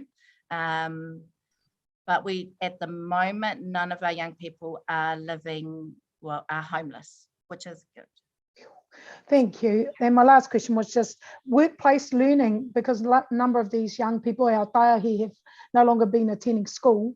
Are the employers part of a project to upskill, support them maybe back into education or to teach them on the job space? Is that part of this project? Yes, absolutely. And a part of the funding for this project is to support those employers with the funding that they might need to support the young person with their training needs on the job or outside of work. So we are currently working on a plan to include EIT Tairawhiti and maybe Turangarara and Matapuna to see what they can provide. We do have a small number of employers that are looking at apprenticeships. So it's definitely, I think a lot of our employers that are interested in employing young people understand that that is a big part of keeping them in the job and making sure that they're doing the job well. Thank you. Thank you. Councillor Foster, Cranston, Warsnop, Sheldrake. Yeah, thank you, Carmen, Morena. My question is, I don't think I've ever seen employment opportunities promoted so much around our region at the moment. There seems like there's a huge demand for workers in all different sectors, with our big companies and even down to our smaller ones. And my question is, we still have quite a high unemployment rate. And there's people content just being on that unemployment benefit. How are we targeting that sector and trying to encourage them to motivate themselves into employment rather than being on the unemployment list?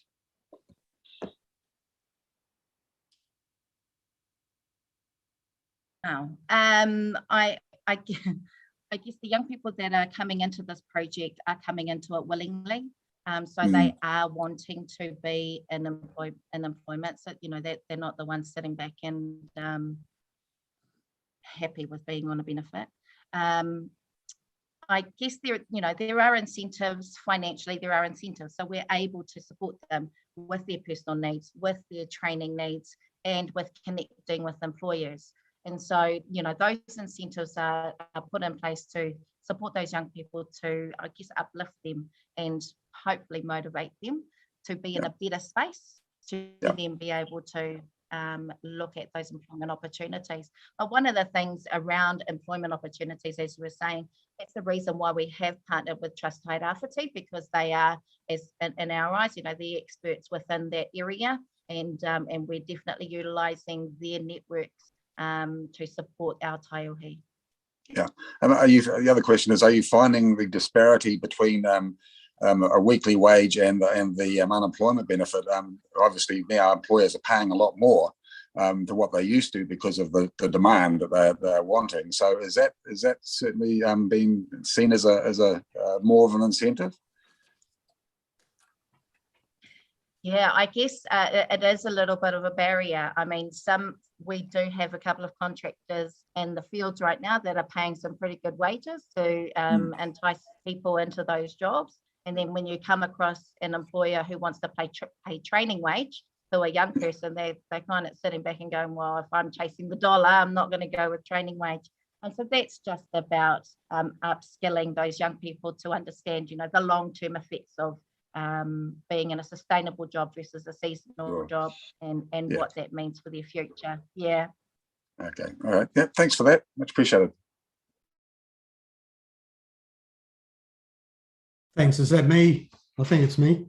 If it is this limited to local workspace availability, or do you look at wider career opportunities and advice? I mean, I think career advice for young people is quite lacking. And I just wondered if there's any opportunities to, at the very front end of it, because successful employment is about being employed in a desired space rather than having a job as such. So I just wondered if there is anyone, or you're aware of any sort of work in that space. When my son was at high school, he went to a career advisor, and at the time we'd just been on a snowboarding trip. And he came back and says, oh, the career advisor thinks I should be a snowboarding instructor. That was the strength of advice that he got, and it was ridiculous. And once you've got through that question, I'd also be curious to know whether you think 24 is actually old enough, and especially with young males. I mean, they can go for years before they're starting to really hone in on where they want to go. So yeah, just whether 24 was old enough as well was my second question.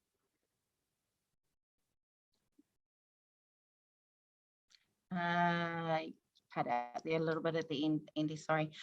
As you would know, Andy, I have come into youth services. I've been there for 9 years, but before that I was working at youth transition services with the likes of Jeff Mead, who you would know as a very well-respected careers advisor here, or was, until he retired in Tairawhiti.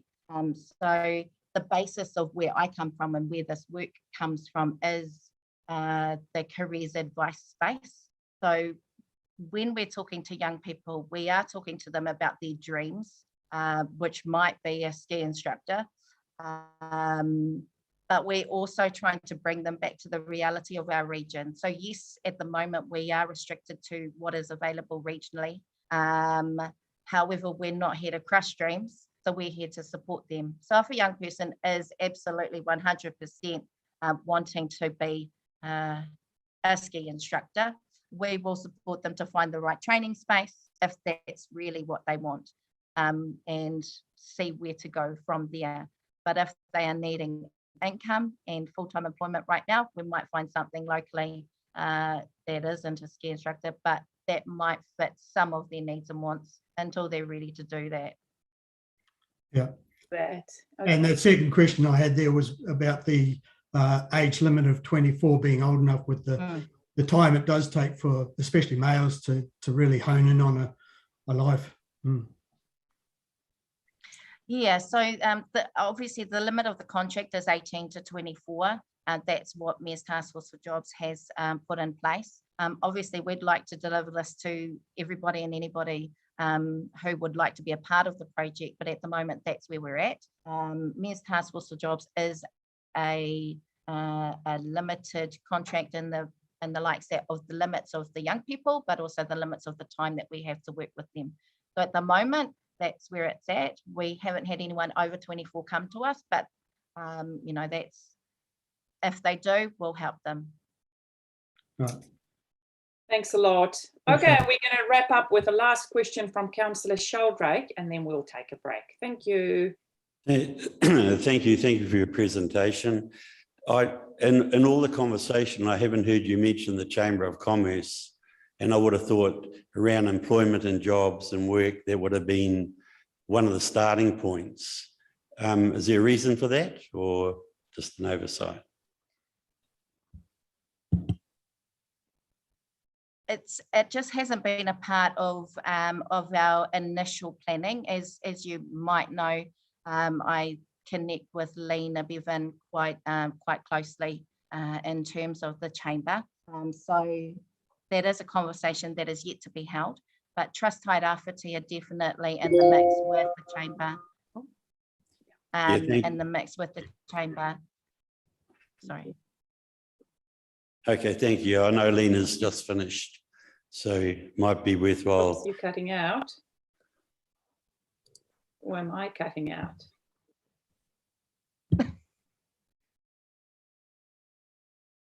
Thank you. Sorry, I'll just finish that off. Yeah, absolutely. We will connect with the chamber, but we have left those connections with Trust Tairawhiti, but that's something that we will look into, definitely. Thank you for that, Carmen, and really good to have this presentation. And the same as I said with Judy, we will also ask you to keep us updated as we transition through this. Thank you for the mahi you have put in. I know we just suddenly dumped this on you and it was quick, smart, and you pulled it all together. So I'm really proud of the work you have been doing on Council's behalf. So also just in front of all councillors, I want to give you a big shout out and say thank you for the professional way and the caring way you have taken this challenge on. And I look forward to working alongside you in the next year or two. Thank you. Kia ora. So councillors, far out. We had 2 public deputations in 1 hour and 45 minutes. So I am going to ask everyone to stretch their legs and we will start up at 11. Pat, I just wanted to know, are you still going to travel into town sometime? Where's Pat? Oh, there she is. I can't hear you, Pat. You're muted, Pat. Meeting. Yes, I do need to. I was planning to do it at lunchtime whenever you break for lunch. So I'm just thinking if we start up at 11, which is in 18 minutes, and we go through and we maybe work till 1. And then you shoot into town. So maybe we move out our timeframes because we'll be flexible with lunch. So let's start at 11 and we'll go till 1. And That's then fine. we'll have maybe a 45-minute break. Okay, everyone, take a break. Remember to be muted and we will see you. We'll start up at 11 o'clock. Thank you. Thank you.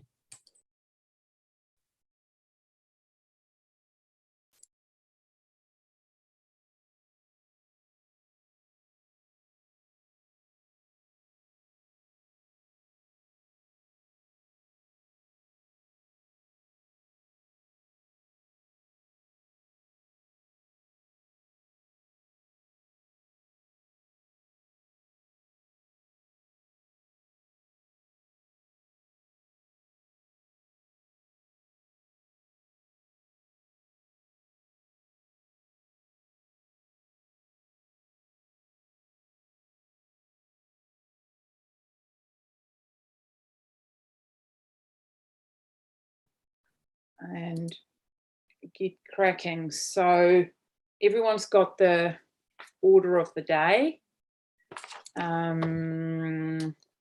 Let's get into, I'm just going to move on. There's no extraordinary business. There is no notice of motion, no adjourn. So what I'm going to ask everyone is to move to page 16. And we're going to talk about our temporary alcohol bans, which in the light of Omicron might not eventuate, but we don't know. That's not in our control. The only thing that is in our control, Helen, is our alcohol bans. So Helen, did you want to say a quick few words before we open the floor to councillors? There was some email chatter around this as well. So I'll hand over to you, Helen. Thank you. And then we'll open for questions. So councillors, when you've got questions, just put your Bart Simpson hand up. Thank you. Thank you, Madam Chair. Yes, as some of you will see or have seen, some of the councillors have been sending through some very good comments. Thank you for those. And you will have seen that we've circulated a new map in relation to one of the banned areas. What you may not have seen is Councillor Robinson also asked some good questions, and I did send him an email this morning, but I'll just go over those for you now. He raised concerns about a licensed premises in one of the banned areas, and just noting that the Act itself sort of specifically allows for those licensed areas to continue to operate, and their license sort of supersedes a banned area. It's quite similar to the permanent one we have in town. There are obviously lots of bars and things in there, and it's really about banning people from consuming alcohol in those public spaces. So that's sort of the main things to note. One of the other good points that Councillor Robinson brought up was in relation to dates and whether we need to make this date specific or whether we should make it events specific. The way the bans work is that they need to be done on dates, but they're also around the event itself occurring. The point that Councillor Robinson brought up was a really good one. Even if we do put in place or approve a liquor ban, that liquor ban is not given effect to unless we put the signs up. And so we would never do that if the event itself didn't go ahead. If these events change the time or the dates on which they want to have them undertaken, we would of course have to come back to the council for another resolution in relation to a liquor ban. So I think I also have Julie Lloyd on the call as well today. So if there are really technical questions, she can help me out with that, being council's expert in this space. Thank you, Helen. And that's sort of it from me initially. Julie, is there anything you want to add before we move to questions? You're still muted. No, nothing to add from me. I think Helen's covered all the questions off. Thank you. Thank you. Okay, I've got Councillor Robinson, wharehinga dowsing. Right, just skip between screens. Thanks for that, Helen. So looking at the recommendations, doesn't say the recommendations are subject to those events proceeding, simply says that on these dates we're going to prohibit alcohol in these areas. I understand what you're saying about that they won't come into effect unless we put the sign up, but does clause 7.1 of our bylaw enable the framing up of the recommendation to make it event contingent? Because I would feel much more happier, if it was contingent. So, you know, it could be that the recommendation is 1, exercises the power of 7.1 to prohibit the consumption, bring them to possession of alcohol on the following dates in the event the following events happen, and then has the dates. And the other thing was, there is a house that's within the swimming pool complex map, which I think is kind of opposite Meredith's house. There's that little house here at the back of the swimming pool. Is that rented and tenanted, or got private people in it, or is that the land? Is that like a caretaker? Because they're caught in the plan as it currently stands. So those questions are quite technical. So I'll let Julie answer those if she's got the answers off the top of her head. Julie? You're muted, Julie. Sorry about that. No, I haven't got the answer. I'm just going to go in and have a look at the clause 7.1 of the bylaw to come back to that one. To be quite truthful on the other comment about a house being there, I'm not exactly sure where you mean. I don't know the area that well. That is the same plan as we've been using for a number of years. I guess if there was a private house within that ban, the police would never issue an infringement for those properties. So they're not really caught up, even if they're technically on the plan. Any private dwellings that fall into any space in an alcohol ban, it is only for public spaces. So Julie, it's that house right at the back of the Olympic pool, right next to the chipper. But your answer is correct. This ban is not for private property. This ban is for public spaces, so it's not relevant. Actually, the council owns that house, Yes, and the we do. It's council part of the Olympic rents it out. So yeah, but it's a private property. No, it's owned by council. It's owned by council and rented. Yes. So it's not a public space at this stage. It's a. Anyway, I think we're digging into stuff which is not relevant. We've dealt with these maps so many times before. So if you, Julie, can take a look what Tony asked in that first question and just come back about 7.1, that would be great. Any other question, Tony? No, thank you. Thank you. Councillor Wharehinga. Thank you very much, Your Worship. Thank you very much, Helen and Julie, for the report, and thanks for replying in regards to my query via email, just about where the boundaries of that initial map was. I really appreciate the new map that was circulated around. I'm happy to move the paper, but yeah, it's very sensible, so I'm happy to move. Thank you, Councillor Dowsing, and then Akuaha Brown, Cranston, Seymour. Got to move that. Thank you. I was just going to question whether there is a better process for this. For example, should we be proposing to have a significant event ban area that we can reuse multiple times, or are we going to require the police to make a request every time we have this event? I'm just wondering if we're wasting a lot of people's times when we see this every year, and it could probably be rolled into the consent for the event itself, instead of having to have it come to council laws and to go across different agencies. So there's sort of 2 points to that, and I'll answer the first one and I might get Julie to comment on the second. In relation to the police recommendation, so they have amended that over the years. When R&V sort of first started, it was quite a narrow area that was restricted, and it's been expanded when they've discovered areas that people like to drink in. And so it's sort of tried to manage and contain that. So it has grown a little bit over time. In relation to whether we can set them annually, that would depend on the bylaw. So Julie may need to comment on that one for me. Yes, I've actually thought about this a little bit over the last couple of years, and I think it would be worthwhile having a look, and we probably need legal to have a wee look at it as well, but I think it'd be worthwhile to include the R&V alcohol ban in the next review of the bylaw. I'm not really sure what year that's coming up, but I think it'll be coming up in the next couple of years.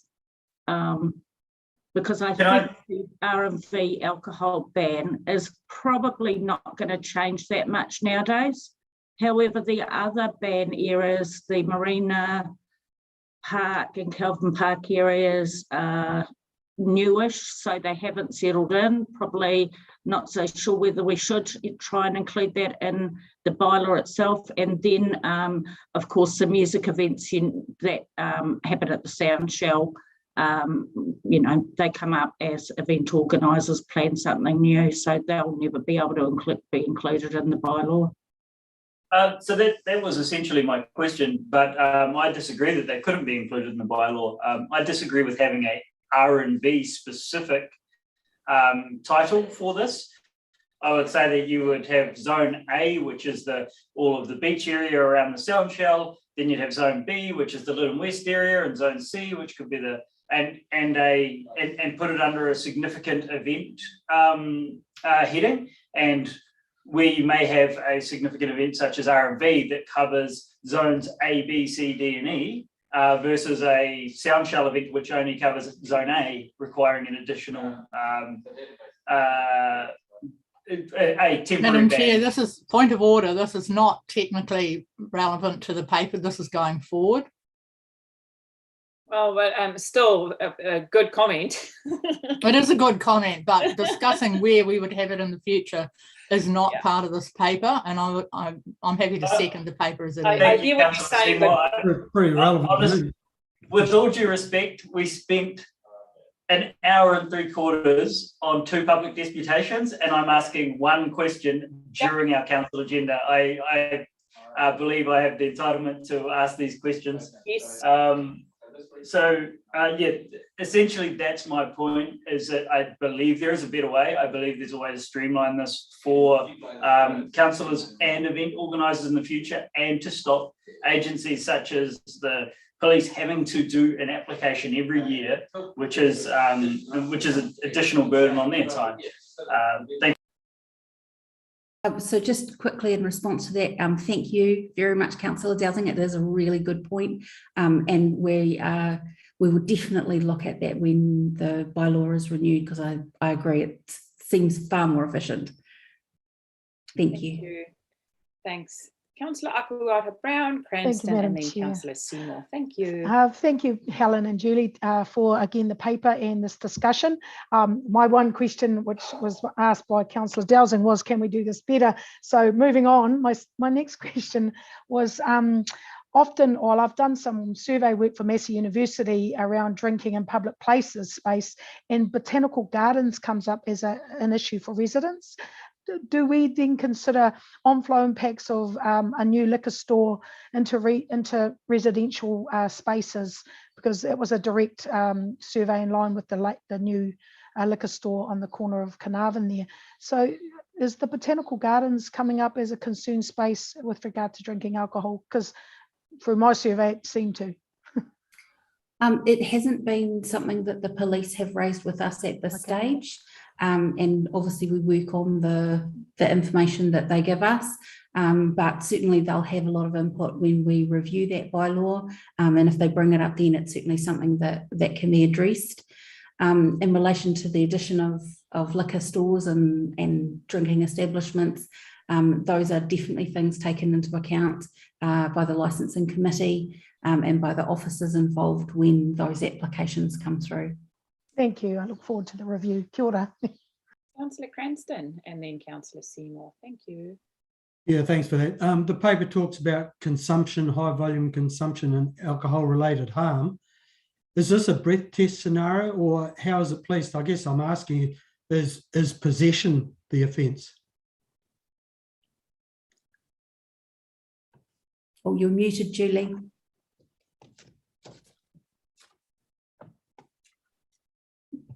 Still muted, Julie. You're muted, Julie. We haven't heard anything. Sorry, yes. It's the possession of alcohol, the carrying of alcohol. That is the offence within the liquor ban area. So, and that can be a person carrying it or in a vehicle. Yeah, so it's with a few exceptions. Yeah, well, there'd have to be exceptions, because, I mean, the reason I put that question is you might have a resident being in the supermarket, bought their supplies and bringing them home, you know, so there does have to be a lot of, I do think the police, though, have a lot of discretion. It is for people that misbehave and there are complaints. I received so many phone calls during that time, from just touching on what Meredith said earlier about the botanical garden, how it spreads and get bigger and bigger, because as we push the ban out, it goes into Farmer Road and they drink on someone's back of their orchard and chuck it into the drains there. So I do think the police try to, just in worst cases, to act and make sure people that are responsible can do their thing, but people that do misbehave are then it's addressed in that way. Yeah, because besides all that, you've got all the issues with litter, broken bottles, all that sort of stuff. So, yeah. Thank you for that. Space, yeah. Okay. In the bylaw, though, I think both give exemptions for those sort of things where you've got private property and people are carrying their alcohol from their car into their dwelling, the other way round, from a bottle store into their car. Thank you. Okay, Councillor Seymour, you might have some insightful, because you do the alcohol licensing for the years, so you might be able to share some information also with us, with R&V now being moved to Easter, where we have some bans, but you would be able to give us the info on that. Thanks, Madam Chair. And thanks for the report. I was previously going to second it. It has been moved, so I'm happy to second it. And just for a couple of points of clarity, it's about people parking on the roadside and drinking. The police are not going to stop cars and check out whether the neighbour that lives down the street has got her half a dozen bottles of wine or a six-pack in the car. So they do apply it sensibly, and it's no different to what we've had a number of other years.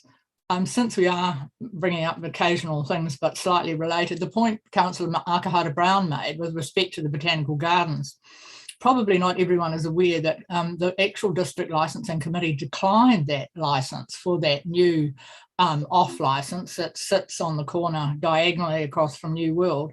And they appealed the decision to ALA, and ALA overturned it, which is a bit of an irony since the role of the District Licensing Committee is to reduce alcohol-related harm. And the basis for that decision of declining it was that there were sufficient off licences in the immediate vicinity.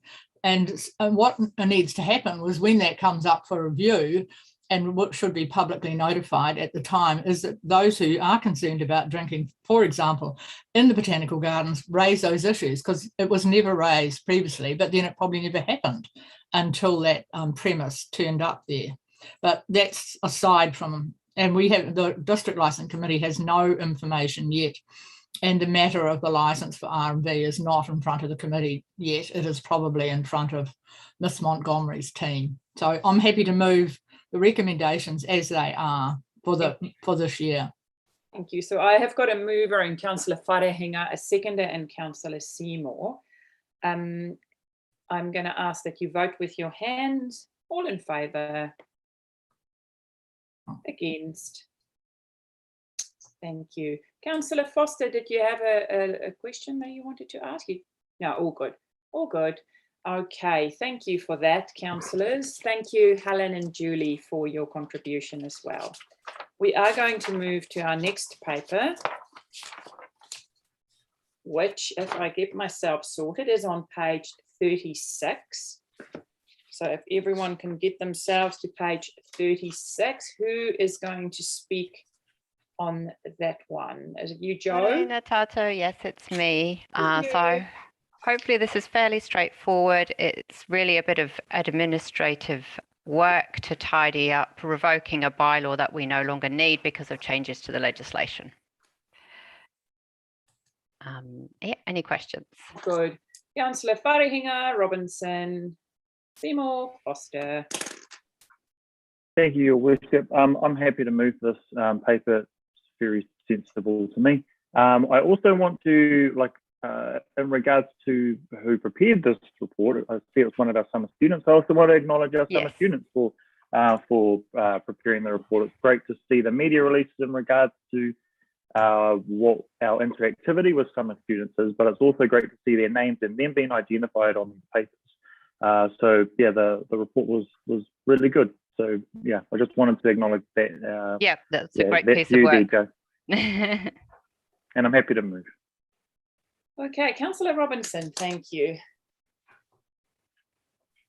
Kia ora, Joe, and I tautoko Josh's comments here. It's an excellent bit of work. Can you just confirm, please, that absolutely all permit certificates, etc., have been issued under the Act and that nothing is currently issued under the bylaw? Yes, that's absolutely my understanding. I don't know if Julie's still on the line. She might be able to just, because she's actually responsible for overseeing that licensing permitting process. Can you just confirm that for us, Julie? And I'm happy to second the paper if it hasn't been seconded. Thank you. Yes, I can confirm that all certification and actions are undertaken under the 2014 Food Act, nothing under the bylaw. Thank you. Awesome. Okay, we have no more questions. So thank you, Joe, for that work. We've got a mover in Councillor Wharehinga, a seconder in Councillor Robinson. Hands up in favour. Against. Carried. Thank you. Okay, I am going to adjourn this meeting, and I'm going to officially open the Sustainable Tairawhiti meeting. So I am going to say good morning and welcome to the Sustainable Tairawhiti meeting for the year. We will just carry on. Apologies, declarations of interest. So I'm going to take you straight to our minutes, which is on page 5. No, it's not on page 5. Why does it say page 5? Oh, here. Anyway, page 4, and the minutes go right to our action sheet, which is on page 11. So any questions or queries in regards? Pat? Thanks, Madam Chair. While I unmute myself. No, you're good. Right, thank you. On page 6 of the minutes, Madam Chair, I'm happy to move them, but on page 6 of the minutes at the second bullet point, there was a question of how much of the $1 million was used for rates relief and the remaining balance would be provided. So is that information available to us? And likewise, and it might need to come to us later, the recommendation in that same discussion at 1B is 1.8 from the Financial Assistance Rates Reserve to fund the local share of emergency roading reinstatement of the whole 15 package. I'd like to know how much of that work has been completed, please, because this, and it might not be today, but maybe that can be provided for us, because these minutes were the minutes of a meeting on the 28th of October. So a bit of work will have been happened since, but it would be good to know how much of that $15 million and when will we see that report, please? Thank you, Mr. Wilson. Can I Through see? you, Your Worship, we'll be reporting that up to the next operations meeting on the spend against that $15 million. Off the top of my head, I think it's about $5 million has been done already as part of the cleanup. There's another $4 million that's already under contract that's waiting for contractors to begin work on it. Thank you for that. Thank you. Okay, any other questions? Councillor And I was Robinson? happy to move the minutes, Madam Chair. Thank you. Councillor Robinson, you've got a question in regards to our minutes? No, I was just putting my hand up in anticipation of the gambling paper. I'm not even going to comment on that. Okay, I will. Councillor Faulkner, your hand is up. I'll just bypass Bart Simpson's hand there. Thank you. No, I was just happy to second the minutes. Cool. Right, okay. Hands up, all in favour. Thank you. Contrary, carried. Okay, our action sheet, take a quick look. There's only our dark control bylaw. Thank you, Ross, for giving us that information that was asked. So this was updated. So that's good. So, oh, Councillor Faulkner, are your hand up? No. Okay, so now we're going to go to our gambling venue. Joe, I will open the floor if you want to speak, or Chris. I'm not sure who's going to take the lead here. And then I will open up for questions. So thank you, Chris. All right, through Your Worship, Morena, Happy New Year, councillors. So no surprises here. The draft gambling media policy attached matches the direction provided by council at the December workshop, with the obvious legislative limitations notwithstanding. To review, council's policy can control if and where venues can establish, how many machines can operate at an establishing venue, and may include a relocation policy. The Act affords council no control over existing venues outside of relocation. With that in mind, the draft policy retains the sinking lid approach for Class 4 venues and TOBs, and it tightens the requirements of the relocation policy. Beyond that, Council also wanted staff to consult on the introduction of an internal ethics policy on accessing gambling-related funds, advocate for a poki whetarawhiti, and lobby central government to review legislation and give more control to local authorities. Consultations running from February to 17 March, and hearings are scheduled for 19th of May. Any questions? Thank you. Okay, Councillor Robinson, your hand is up, and then Councillor Wharehinga. Thank you. Okay, so first up, I'm sorry, I'm skipping between screens here. The opening comment on paragraph, maybe a little while here, Madam Chair. So the opening comment on paragraph 3 says that it's important to note we've got limited powers and we cannot close existing venues. No, we can't. Section or paragraph 4 talks about section 98. I circulated an email this morning where I've set out the powers that we have under section 101. And we do have the power to effectively address problem gambling in Tairawhiti. We have the power to set any limitation on the maximum number of machines that we choose. So section 101.3 says the policy must specify whether or not class 4 venues may be established in the territorial authority district, and if so, where they may be located. And B, may specify any restrictions on the maximum number of gaming machines that may be operated at a class 4 venue, and C, may include a relocation policy. It's really clear to me that the law provides us the ability to limit the maximum number of machines. The paper that was discussed in the workshop and is provided in support of the paper today unequivocally sets out in really excellent detail the impact, the demographics, the impact of gambling on Tairawhiti, the deprivation data, etc., etc. Tairawhiti is an area which, in my submission, should not have pokie machines because the data supports that position. We also know that the take in the last year's data was 10.2 million, and the payback to us in the report says that we received just under $1 million back to community groups. But that data also included distributions, including Hawke's Bay. So let's assume it was even less, and that's less than about 9%.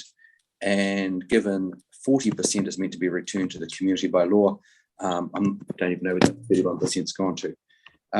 If we are really serious about addressing gambling and problem gambling in Tairawhiti, and knowing that it impacts utterly disproportionately on Māori and Pacifica whānau, then having a sinking lid policy is doing nothing, because there's no incentive for anyone to reduce the number of machines. That's glacial change, and we owe it to our community to not endorse glacial change. So I'm suggesting today that we actually introduce a policy which limits the maximum number of machines to 1.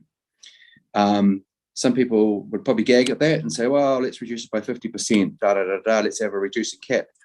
That's just prolonging the agony for those whānau that gambling is impacting upon. There is no support, no evidence to say that reducing it by half is going to have a significant effect. Reducing it to 1 will effectively remove pokies from our community, because I don't see any trust that's going to leave 1 machine in a venue. And I mean, seriously, if we really want to address gambling in this community, then I suggest that's what we do. We have the power to do it. Furthermore, the legislation expressly anticipates that such a move is available to us. And Section 92 of the Gambling Act says, no compensation is payable by the Crown or a territorial authority to any person for any loss or damage arising from the enactment or operation of sections 89 to 101. So 101 is our ability to put the policy in place. So clearly the legislature anticipated that there would be some hurt. And that answers the query I had about whether we in fact should legitimately or can legitimately say limit the maximum number of machines to 1. I think Section 92 supports that argument that yes, the wording of the section is clear. 101.3b clearly says we can specify any restrictions on the maximum number of gaming machines, and Section 92 says we're not liable for any hurt or financial loss or damage arising from us operating under Section 101. I want our council to be bold. This is our first Hui of the year. This to me is a no-brainer. And I cannot see any rational, logical reason why we would not do this. Just by way of background, folks, I was the junior counsel to Queen's Counsel David Wilson DCJ in representing the combined churches of Hamilton and opposing the establishment of the Hamilton Casino. My job as junior counsel was to brief all of Australasia's experts on problem gambling and in the gambling industry to present at the hearing. So I've had intimate knowledge and understanding of the impacts pokie machines have. They're not random. They are engineered to reinforce behavior and capture and addict. They are extremely addictive and they're extremely damaging. So I'm not talking from a position of no knowledge. I have significant knowledge on this issue, and I urge my fellow councillors to be really bold, but do the right thing here. Let's make a policy which simply says one machine per venue, and take that up for public consultation. That's my solution. Thank you. Any comments? I've got a bad feedback on my computer. Do you want comments, or are you going to take questions? Sorry, I couldn't hear you there, Your Worship. What was your direction? No, I'm just carrying on with questions. Councillor Wharehenga, Dowsing News. Oh, I was, yeah, but my main question is, hey, thank you very much to Councillor Robinson. I did manage to read your email prior to this, and it does ask some really substantial questions in regards to legal definition and our powers, and I'd like to see us explore those. Yeah, like from a staff perspective, I'd like to see us explore the points that Councillor Robinson had made, specifically in regards to Section 101 A and B. Yeah, that's the only point. That's the only reason why I raised my hand, was to say that I think that there's some substance there that needs a reply, and I would really like to hear what that reply is. Thank you. Councillor Dowsing. Thank you. Yep. I started off being concerned about how strong an approach it was that Councillor Robinson was suggesting. And by the end of it, I was convinced that we should be bold and take this to our community and really see if there's any true objections to it, besides potentially the businesses that are impacted. And as we know, it's not meant to be core business for anybody. So I'd like to know what our community thinks. And the only way to truly test that is to go with the strongest message we possibly can, and see how that lands. So yeah, I'm in support of Councillor Robinson's recommendation for change and to go to community consultation. And if he was to move something to that, then I would second it. Okay, Councillor Hughes. Oh, cool. Yeah, so I agree with Councillor Robinson in some respects, but the sinking lid policy is not working. We saw from stats from last year's meeting that it's actually, despite decreasing venues and machines, have actually increased the spending. And for me, reducing the venues at a sinking lid actually normalizes the behavior because it condenses the users and creates more of a social aspect. But my issue is that we don't fully understand the impact of removing visible gambling, or I haven't seen that anywhere. And then by completely removing pokie machines, does that create an invisible issue? By example, I spent New Year's working for my granddad up the coast, and the amount of, I don't know if anyone's heard of PaySafe cards, where it's like a printout of a credit card number that you can use for online gambling, and we were probably selling $1,000 a day in PaySafe cards, and people coming back in and using it for online gambling, where none of the money comes back to the community. The government doesn't have a method of tracking that, and we don't actually know then who the problem gamblers are and how to help them. So that's my issue, where I don't think it's our job as council to band-aid the problem when the government has more responsibility to fix the overall issue. And is it better the devil we know? But if we are going to take any approach, we have to get rid of them altogether, because there's no point. The sinking lid clearly not working. So if there is no kind of appetite to defer the decision until we get more evidence around the impact of online gambling, and then I will actually support Councillor Robinson's proposal. And then the other thing I think we need to understand is the impact on other community groups instead of in terms of the funding. So I think if we remove all the funding in 1 year, we need some kind of strategy or phased approach to consider that. And then final point around the ethics policy, I agree. If we do decide to keep the sinking lid, then there's a bit of a hypocrisy in using the funding. But then is the funding actually for the council, or is it for the communities who are applying for money on behalf of? And then they're basically spending the money on gambling but not receiving the benefits. So where does that sit in terms of things like applying for playgrounds and things like that? Because those are the communities that the money's actually coming out of, and then we're not giving back because that's not really a council benefit, it's a community benefit. Thank you. Kia ora. Councillor Foster, Akwater Brown. Oh, Chris, do you want to comment first? You don't have to go in line, you can just start speaking. Thank you, Your Worship. I wanted to address the question around maximum machines, allowable at a venue and so on. That is a power that council can exercise at time of establishment only. It's not something that we can retrospectively apply to established venues. And that has been well exercised within the law throughout New Zealand. Councils have outside of the relocation policy, we just don't have control over established venues. DIA runs that area of the law, and we have previously gone down roads like this. So what you are in effect saying is that we cannot limit what Councillor Robinson is proposing. Okay. That is our understanding of the Act and how it has been applied in other regions. Okay. Councillor Foster?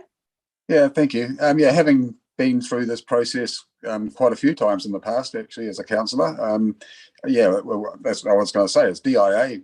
They make the call. We have got no way at all of getting rid of these machines, even though I hate them and I hate what the effect is doing on the community. But it's our hands are really tied when it comes to saying that we can only limit them to one machine.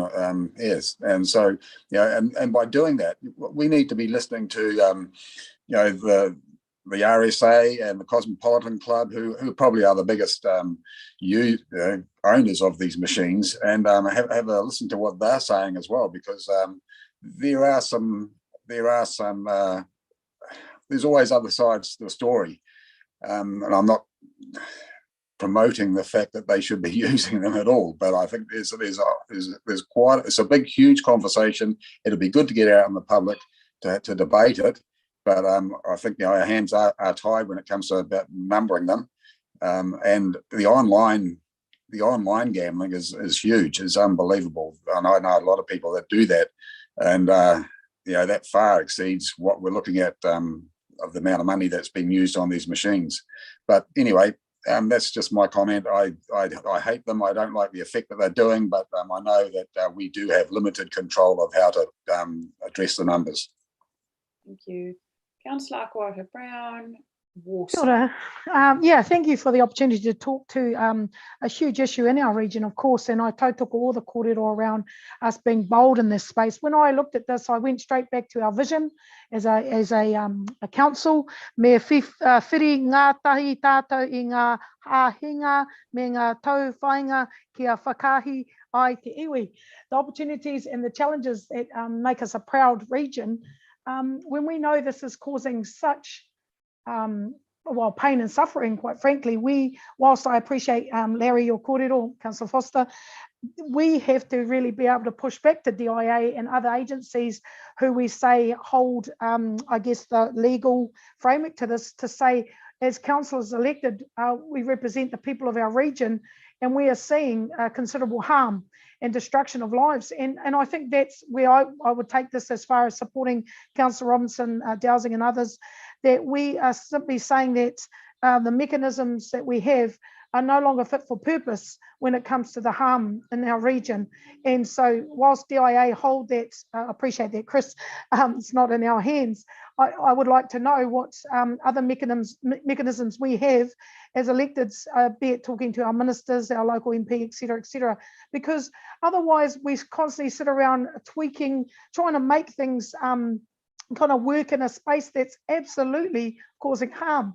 There's no good in this space. Now we appreciate, as Councillor Robinson said, it's an addictive, it's a created space where I've seen the lives of many whānau in this space ruined, and in the mechanisms of life on low incomes and hopefulness to winning a big prize that then goes back into a machine. It's just causing more harm. So I think it's beholden to us, if we're going to hold to our vision of Tairawhiti, maranga ake, standing up, arising and being us, we should be able to push back to DIA and others and their space and actually say, this just is not fit for purpose. The lives of our people are what we are here for, and we'd like to see change. So whatever that looks like, I support it as a councillor, but also as a resident, seeing the harm done on a day-to-day basis. Appreciate your thoughts, Councillor Hughes, too, because it's always about where does this go if we don't have that. So there's obviously more conversations to be had, but I just totally support us thinking about our people in this region and the harm it's creating. It's not going to go away if we don't be bold. Kia ora. Thank you for that. And if everyone can just recall, we did workshop this not so long ago, where we spoke about our options. And again, just going back to what Isaac said, I was part of a mayoral workshop a while back, probably, maybe a year ago, where more concern were raised about the impact of the online gambling as well, where there's absolute no control. All proceeds goes overseas. And we have been, someone mentioned earlier, Meredith did, about members of parliament. We have spoken at length with government about the slack rules we have, and also the tools we have, because it's like so many things. The government makes the rules, weak rules, and we then are the ones that have to enforce it or live with it in our communities and carry the consequences. So this has been raised several times about expecting us to control it in our communities without the appropriate tools. So I just wanted to add that in there as well. Councillor Worsnop. Oh, sorry, that's not what I meant to do. All right, thank you. I'm completely with Tony. Just want to point out, really, there's $3.3 million or more spent on Peel Street alone, just on Peel Street. It's why you can never get a park there. It's I was talking to someone last week about this paper, and they struggled to comprehend how some of these venues were turning over $1 million on pokies. So the scale of the problem, like our community will behind us. It's 216 homes, that $12.1 million. The average, if you divide that between the average household income, it's 216 homes worth of money being poured into this pit. Has it been tested? What's to stop us applying the rule as we choose to interpret it? If we are challenged, who looks stupid? DIA looks stupid, not us. The reality is you can interpret what Tony's interpreted from this. If it's been tested and failed before, when was the last time it was tested and failed? Is it due to be tested again? Why wouldn't we?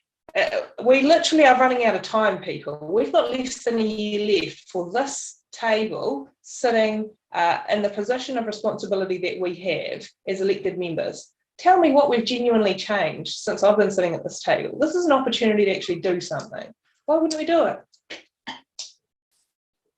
Thank you for that. Just to jump in there, from our perspective, the real issue is the only time that a person comes to the council needing any form of license or consent is if they want to increase their machines, which our policy doesn't allow, if they want to open a new venue, which our policy doesn't allow, or if they wish to relocate. So I don't understand when you think this reduction to how we would apply this idea that only one pokie machine per venue applies. There's just no mechanism for us to do that, unless we're hoping that DIA takes it into account. How long do the consents stand for? So the DIA ones get reviewed, but ours is a once-off process. Can we amend the terms so that they have a finite date where we do get the opportunity to review them? No. So is that an oversight on our part historically? No, it's the way the Act is designed to work, if you like. The council really has very, very limited powers, and that's the way it's designed to apply. It's DIA that holds the real licensing power. Okay. And it's frustrating. I totally agree. Frustrating for all of us. We've been dealing with this. Is probably the fourth time we talk Very about frustrating. this. We shuffling the deck chairs like this is just the tools in our hands. Councillor Cranston, Gregory, I'm just asking everyone that haven't spoken yet to speak first. Yeah, thanks for that. I'm very aware of the addictive nature of these machines and the damage they're doing. And I know much of the issue will go online, but at the end of the day, we can only do what we can do. So that is around these machines possibly. So according to Chris, we can't remove existing, but we can make noises to DIA to change their mindset. And that could be answered in going through that public consultation process Tony was talking about. If the public objection is really, really strong, and I think it would be, then that gives us evidence to take to DIA and see whether they can make change happen at that higher level. So I just think that we can still go through the process of getting that evidence on the basis that, what we can do in this space is very limited to DIA. So it would give us a strong case to put to them to actually get some action out of them. Thank you. Okay, Councillor Gregory, thank you then, Seymour. Thank you. I would like to see no pokies here, but I hear what we can and can't do. I just think we need to remember that the people with a gambling problem have an addiction problem, which is a mental health problem, and it's, we've also got drug problems with addiction and alcohol with addictions, and we don't have any way in Gisborne to help people with addictions at this stage. And I think that the best way we can help here, from what I can see and what I've heard, is advocating to try and have someone here like Liz Crawford used to do and help those people that need the help. I think that would be a good way for us to go forward. Thank you. Thank you for that. Councillor Seymour, you are next.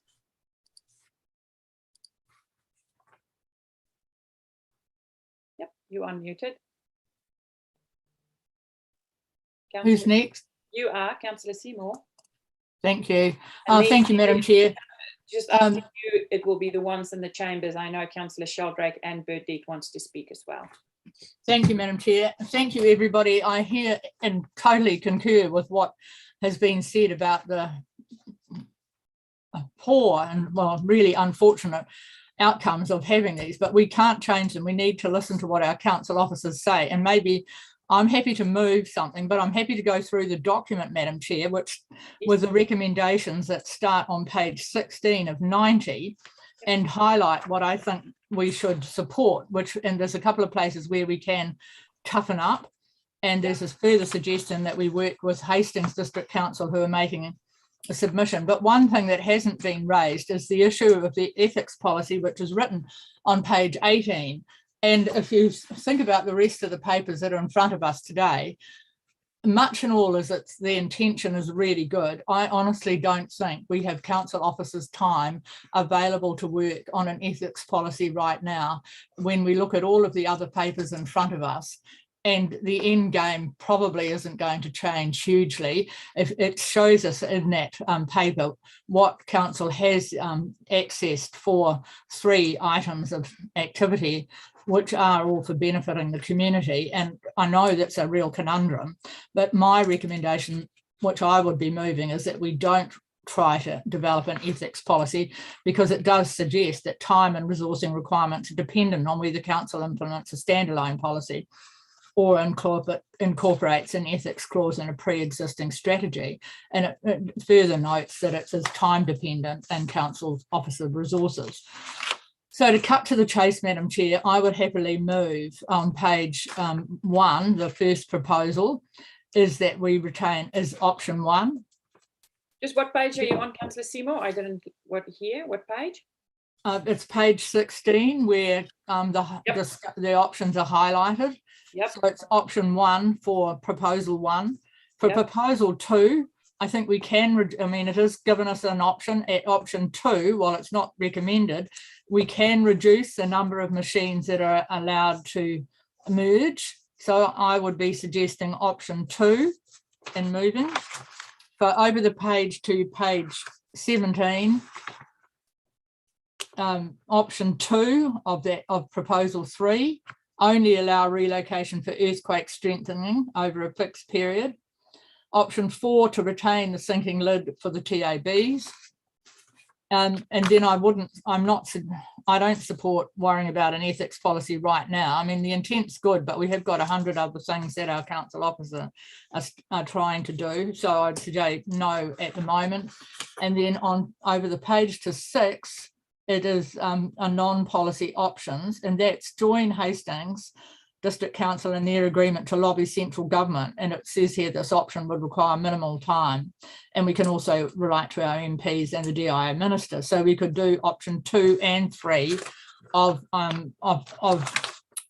proposal 6. And I'd move those, Madam Chair. Thank you for that. I've just got sidetracked with Councillor Worsnop trying to ring because she has just fallen out of. Josh, can you maybe ring her and see if you can just get her on the line? Yeah, sure. I'll follow up with her. So Councillor Seymour, because I was distracted, what is different? I know you at 1 you did move to option 2. 1 is option 1, which is the status quo, retaining the sinking lid. Yep. 2, proposal 2 is to go for option 2, which reduces the number of machines permitted to merge. So that is suggesting down to 10 from 18. Yep. So go for option 2, which is not the recommended one. Proposal 3 is option 2, only allow relocation for earthquake strengthening. Mm-hmm. For proposal 4, go to option 1, retain the sinking lid on TABs. On 5, to not introduce an ethics policy at this time, recognising the lack of resources available for much of the work that council officers are required to do. And 6 is to do option 2 and 3, join Hastings in their agreement to lobby central government and write to the local MPs and the DIA minister. So the only one that you changed from, so is, I'm at this 5 page. on Patrick, the ethics you go to policy. page 39, just go to page 39, where there is the statement of proposal, which is what we will be adopting today. So the statement of proposal is what staff has put together after our paper, which we will then go out and consult on. So I just, for myself, and I'm sorry I'm repeating what I've just asked you, if you go to page 40, option 2 is the proposal talks about option 2, the relocation for earthquake only. Is that what you are moving? Yes. Okay, then when you go to page 41, you say no to ethics. Well, I'm just suggesting that, I mean, that hasn't been debated by anyone, but I'm just suggesting. No, we'll open it up. I just want to not at the moment. Okay. And then proposal 3 is what we're saying is to lobby and go with. Yes, we could do, I'm saying we do option 2 and 3. Yeah. But if we want to do a remit as well, there's no harm in that either. And then, yep. So we don't seem to have all of the. So just Joe, options, I'm just asking you a question. Where are the front? Yeah, so just to jump in there, because we were proposing not to change the sinking lid and the club merger. That's why the whole proposal's not in there. But what Councillor Seymour is suggesting is that there is a change to the club merger clause. So if Council agrees with that, we would put the whole options table in. Good. With the reduction. Okay, so now I want people's comments. Councillor Worsnop, are you frozen or are you fine?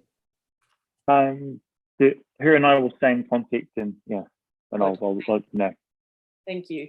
Okay, so Pat has now moved stuff which the only thing which is not consistent, and I will allow more people to speak, don't worry about that, is that she have one small change where when the merger happened, you can lower the numbers. Is that correct, Pat? Otherwise, it's consistent with the statement of proposal. Thank you. Okay, Councillor Hughes and then Councillor Robinson and then Councillor Hughes. So if people want to have another go, now is your time. Thanks. I raised this question about our powers at the workshop. I don't accept Chris's advice that that's all we can do, and I want us to test it. The Act is really clear. It doesn't have that it's subject to existing licenses. It absolutely says that we are to adopt a policy, and also at section 102, it says that a policy may be amended or replaced in accordance with the special consultative procedure, which we're doing now. So clearly the Act envisages the policy can be reviewed, and 101 subsection 3 expressly says that we may restrict the maximum number of gaming machines. It doesn't say that that's when the policy is first initially done. It says the policy may specify. We're required by law to have a policy, and we're required by law to review that policy every 3 years. And the policy may be amended or replaced. I do not see that we don't have the power, or rather, in my experience of reading legislation, this clearly says we have the power. If there is a court decision which has interpreted this section and it has been found that it doesn't empower us, as I anticipate it does, then I'd like staff to share that with us. But in the absence of that, and I did raise that point in December, in the absence of that, on the face of the word in legislation, we can limit the number of machines. It's really, really clear. Thank you. So I stick with my position. I would like us to test it, and I believe the committee will support it. Thank you for that. So before we do that, Nadine, I'm not sure if you were there, or Chris and Joe. So Tony raised this at the workshop. Can someone please just get 100% clarification for us, because I'm following staff advice because that's part of my job. I can hear what Tony is saying, and he comes from where he worked with that, so I respect that. But for me, can we just have 100% clarification? I'm not sure after the workshop or how it's been tested.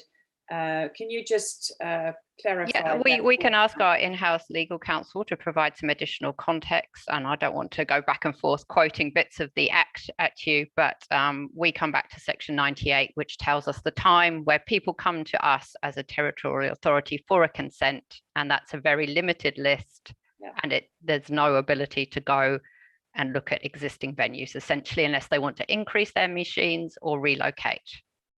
But we will ask our in-house legal team to look at that. I guess for now, I don't know how you're going to make a decision on the paper on the basis that the staff advice is correct.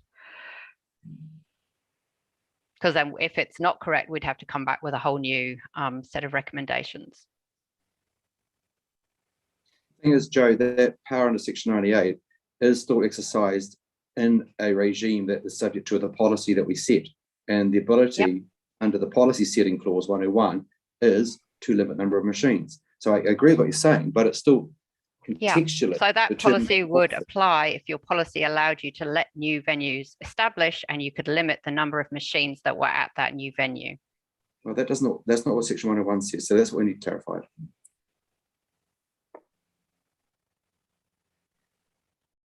Okay, we have councillors Sheldrake and Burdett, who I accidentally left off.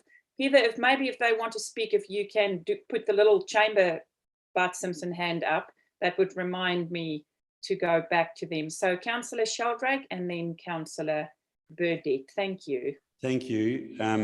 So I was going to comment a bit earlier on about this, but that's all right. I would second Councillor Seymour's recommendations to try and move this along, subject to obviously the legal debate that may take place from Councillor Robinson's perspective, and obviously the knowledge he brings to the table with this. All I would say on pushing this sort of underground, the online gambling is significant. I would anticipate venues would say, come in and watch the screen, but they'd all be on their phones, just online gaming, gambling.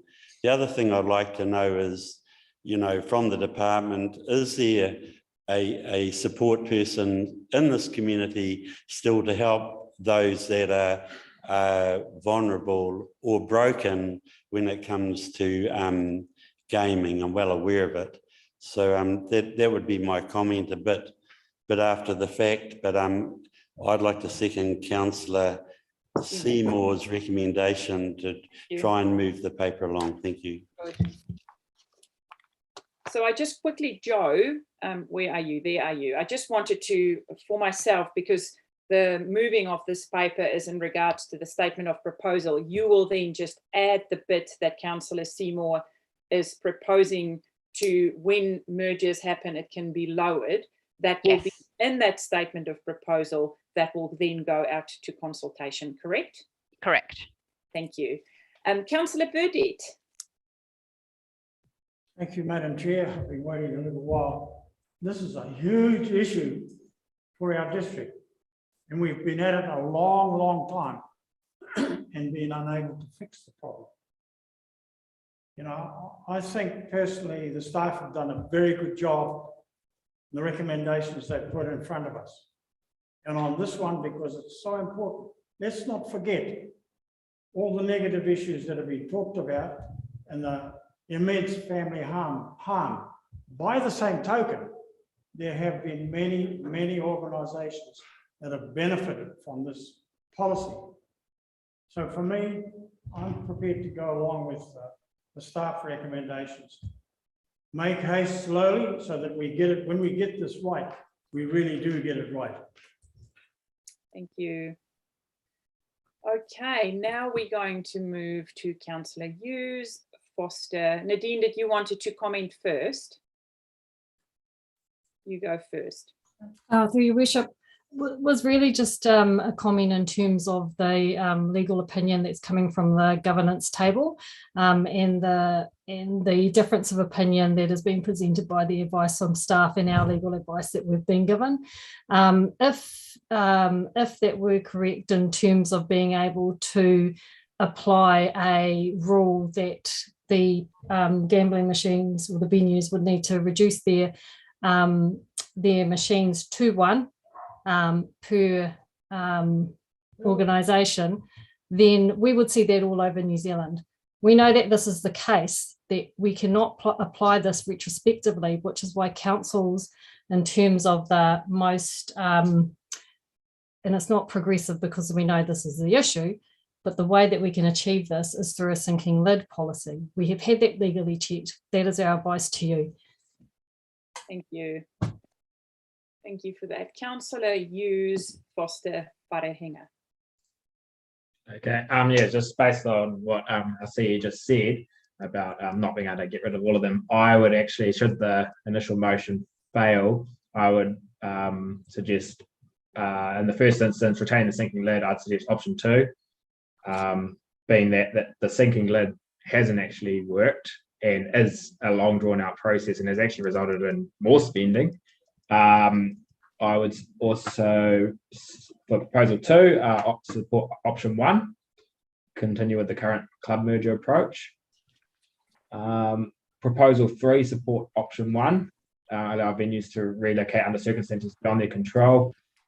And proposal 4, support option 2, switch to a district cap of the current number. And in terms of ethics policy,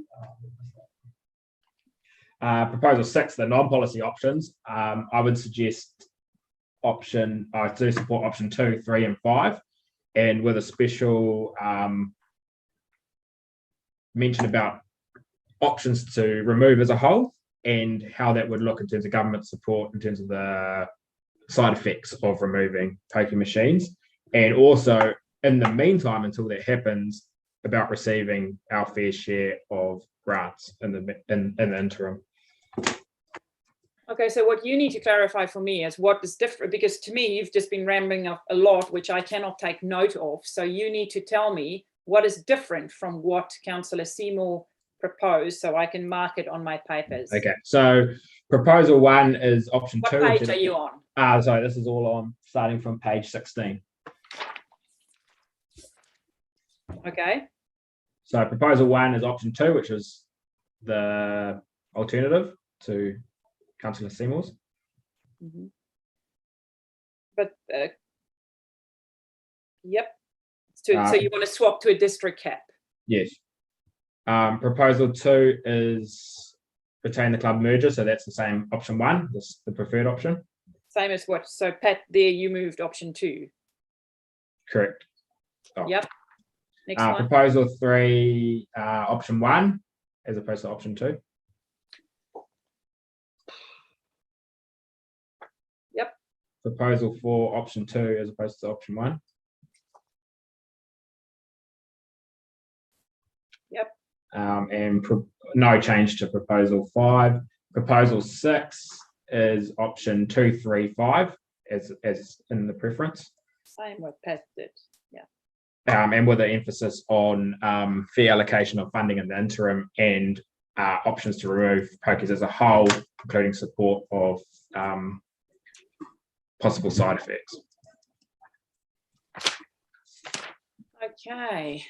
Councillor Foster. Yeah, thank you. I was just going to support Councillor Seymour, actually, and Councillor Sheldrake seconded it, and I just think that's a good approach at this stage, so I'd be in support of that, and I won't drag it out any longer. Thank you. Councillor Wharehinga.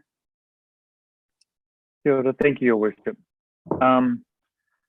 Pragmatically, I can understand why we would be supporting Councillor Seymour's options that he's moved forward, and pragmatically, I do support them.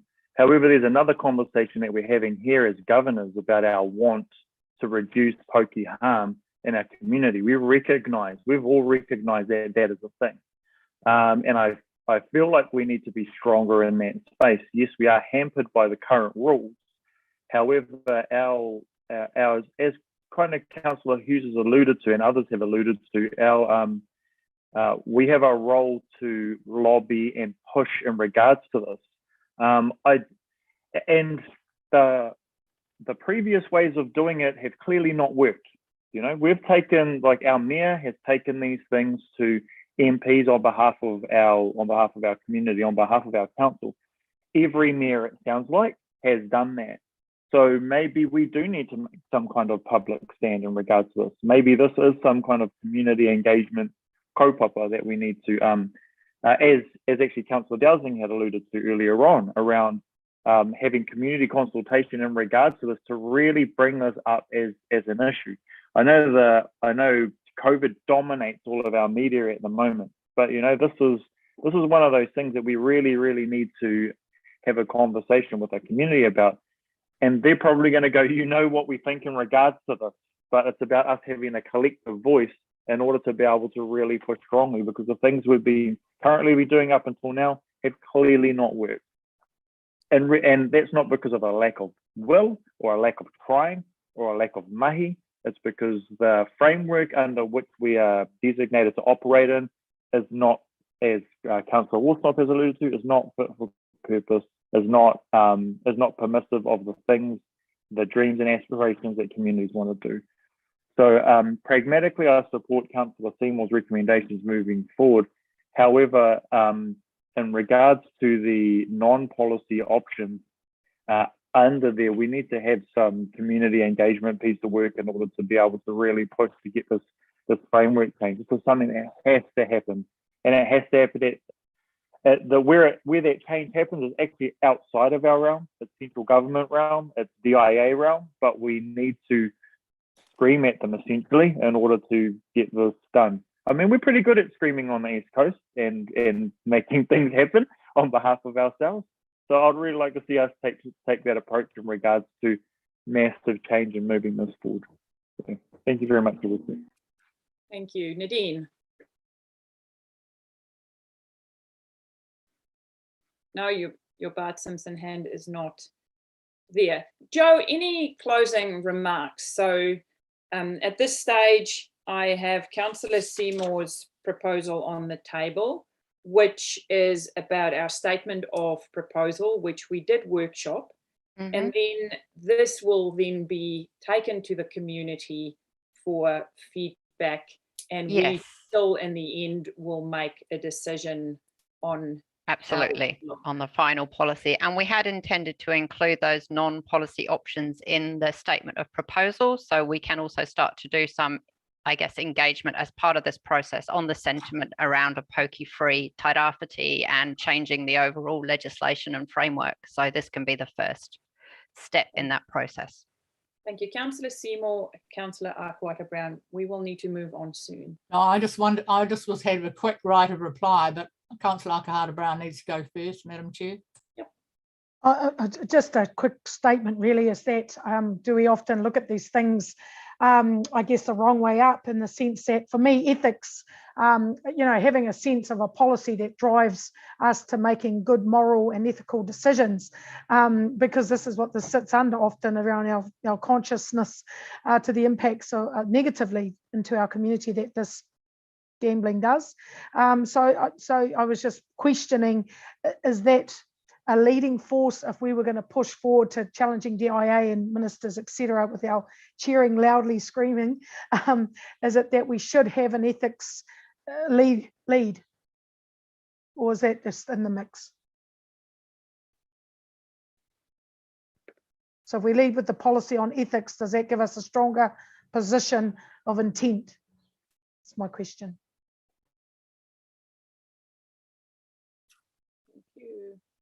Councillor Wharehinga.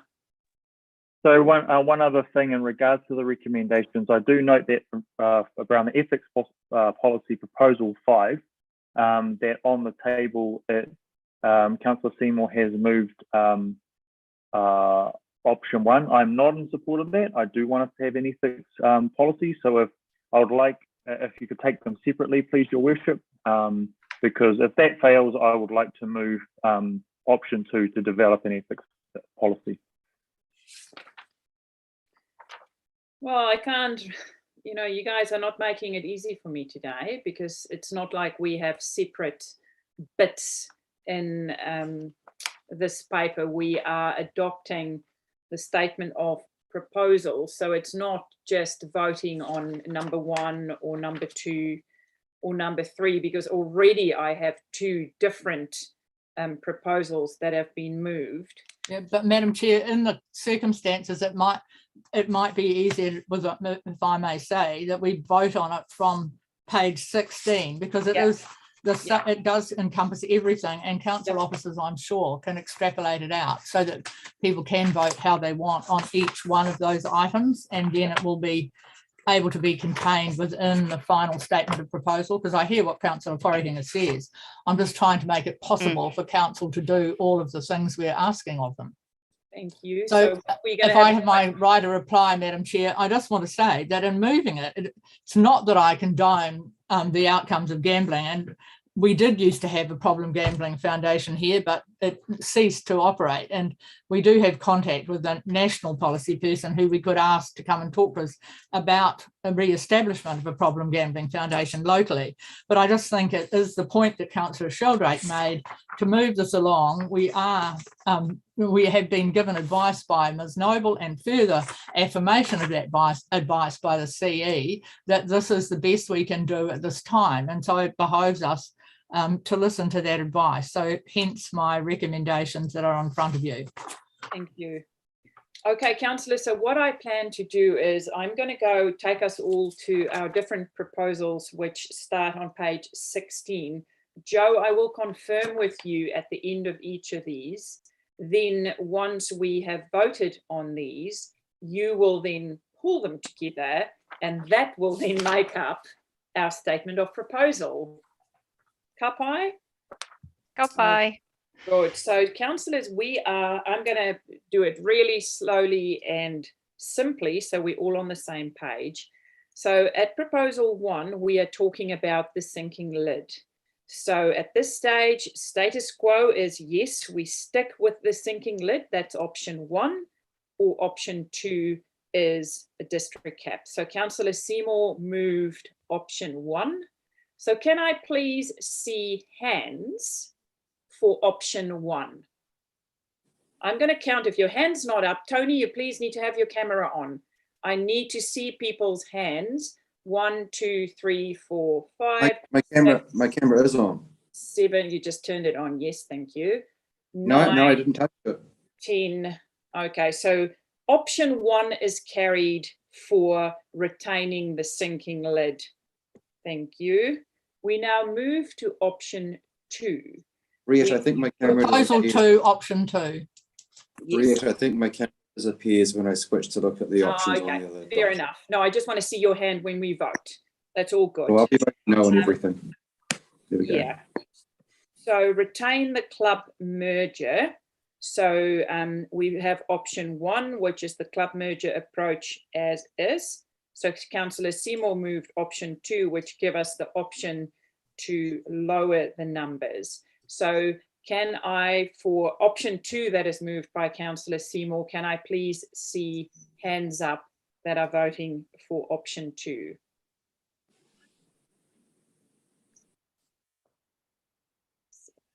Andy, is your hand up or down? Question, Riet.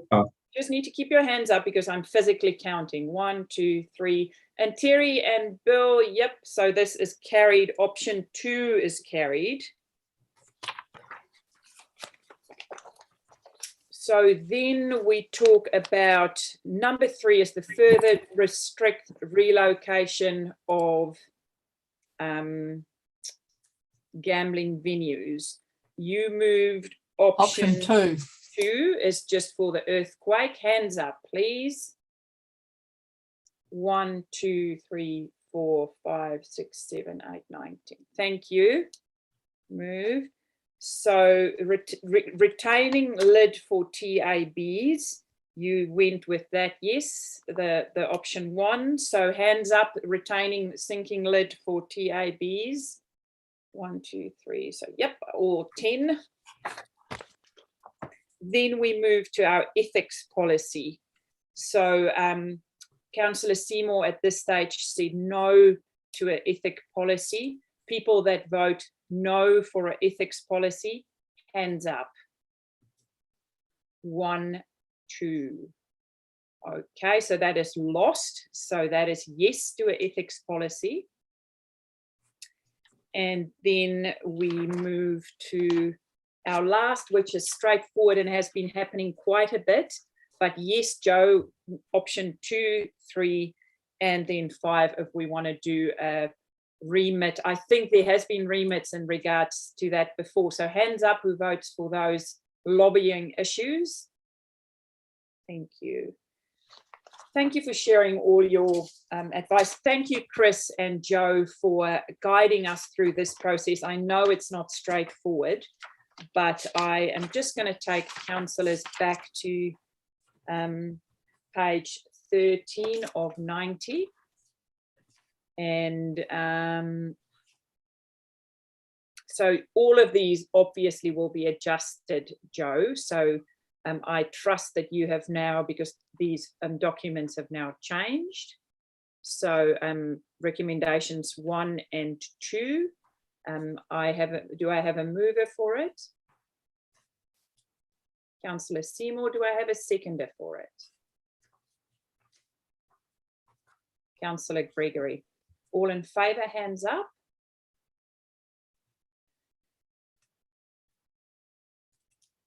Thank you. Against? Thank you. Carried. Thanks a lot for that, Joe and Chris. And we look forward to the consultation period. I'm sure we will. This is always an issue that brings out, especially, I remember Kapai Kaiti and the gambling and Liz Crawford, those that work on the ground and see the impact gambling has on our community. I'm sure we'll be hearing from them as well. Thanks a lot for that. Okay, councillors, let me grab my sheet. So food hygiene, page 36.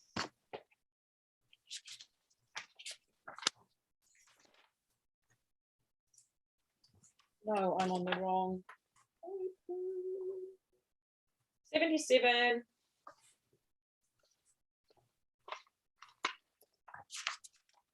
So Joe, do you want to have a quick korero in this? I'll just, I can do a quick introduction. No. Just help myself out. Where am I? It's the freshwater allocation. Sorry, people, it's page 50. I'm mixing up stuff now. Page 50. I think we may also have Yannick online too. So in light of, obviously, we're kicking off our freshwater planning in depth now. Catchment planning's underway. We know a review of the Waipawa catchment plan will be kicking off later on this year. So we thought it was a good time to just come to council with just a bit of an overview, state of the nation of what's happening with water allocation and water quantity, in particular on the Poverty Bay Flats, which is part of the Waipawa catchment plan. I know there's been lots of questions raised about water transfers, how water allocation happens, what is or isn't the status of allocation across the Poverty Bay Flats. So really it's a bit of a snapshot of the information we have to hand now. Also highlighted some of our priority areas for sort of updating our information. And just, yes, there's quite a lot of information in there. We've tried to keep it sort of readable and manageable, and appreciate there may be more questions asked than we've answered, but it's really just the start of this conversation and discussions we'll be having about water and how we manage water and allocating water. And of course, we have to have those same conversations in partnership with Mana Whenua and also engage with our community and stakeholders too. Thank you for that, Joe. And this is one of the most important strategic discussions as a council we will probably have, because this is, we've been dealing with this for quite some time, but things are changing, uses are changing, climate change, there's so much happening. So we need to have that bigger picture thinking how we're going to address this. So thank you so much for this paper, much appreciated. I'm going to pass on to Councillor Wharehinga, then Robinson, Faulkner, and welcome Yannick as well. Any questions? Now's your time. I will pass over to Councillor Wharehinga. Thank you. Thank you very much, Your Worship. Hey, thank you very much, Yannick. Great paper. Really, really great paper. There's how do I explain this? I felt emotional reading this paper, to be quite honest. My friend, it was absolutely fantastic in regards to really discussing the wider issues around water allocation on the flat. Yeah, absolutely great. Joe, you're absolutely right. This is the start of the conversation in regards to this. So I do have a lot of questions and I do have a lot of kōrero, but this paper for me is about setting the scene and to prime the future conversations that we will be having in regards to this. Just want to let you know I'm keen to have some really robust discussions around this. And one thing that I wanted to bring to the attention of my council colleagues around freshwater allocation is that iwi and Mana Whenua have been under-allocated for far too long. No allocation for far too long. And it's up to our table to solve this for them. I've said this once and I've said this 1,000 times, where there's a small marae. One of my marae is this tiny marae called Taiohi, which sits right in the middle of the flat. All of this water allocation all around it, zero allocation for that marae. Once that marae starts getting allocation, then I will be thinking that we as a council table have started to progress water allocation. Up until Taiohi gets marae, I will consider that we haven't. solve this or haven't even begun to solve this as a council table until that happens. So I'm really looking forward to having these conversations, like Councillor Wolfnock alluded to earlier on. But this is where we're coming to the end of this term. So keen on progressing a lot of this prior to the end of our term. So thank you very much, staff, for this information paper. I'm happy to move. Really keen on our workshops and what our decisions we will be making off the back of this information paper will look like in the future. Thank you very much. Thank you. Councillor Robinson, you are next, and then Councillor Faulkner, Dowsing, Foster. Forsnell. Thanks. Yeah, this is a really comprehensive and a well-written presented paper, and it covers really important matters. The only thing that I found really alarming was the use of the phrase wicked. It's a wicked problem. I would want us to avoid that language in any future papers on this take, simply because, to me, wicked often implies something nefarious and beyond human control. And actually the problems around water are, to a degree, not to a degree, are of our making. You know, just for example, on Josh's issue, you know, if water rights had been recognised as a treaty right and properly enforced and respected, then there wouldn't have been a problem for his marae.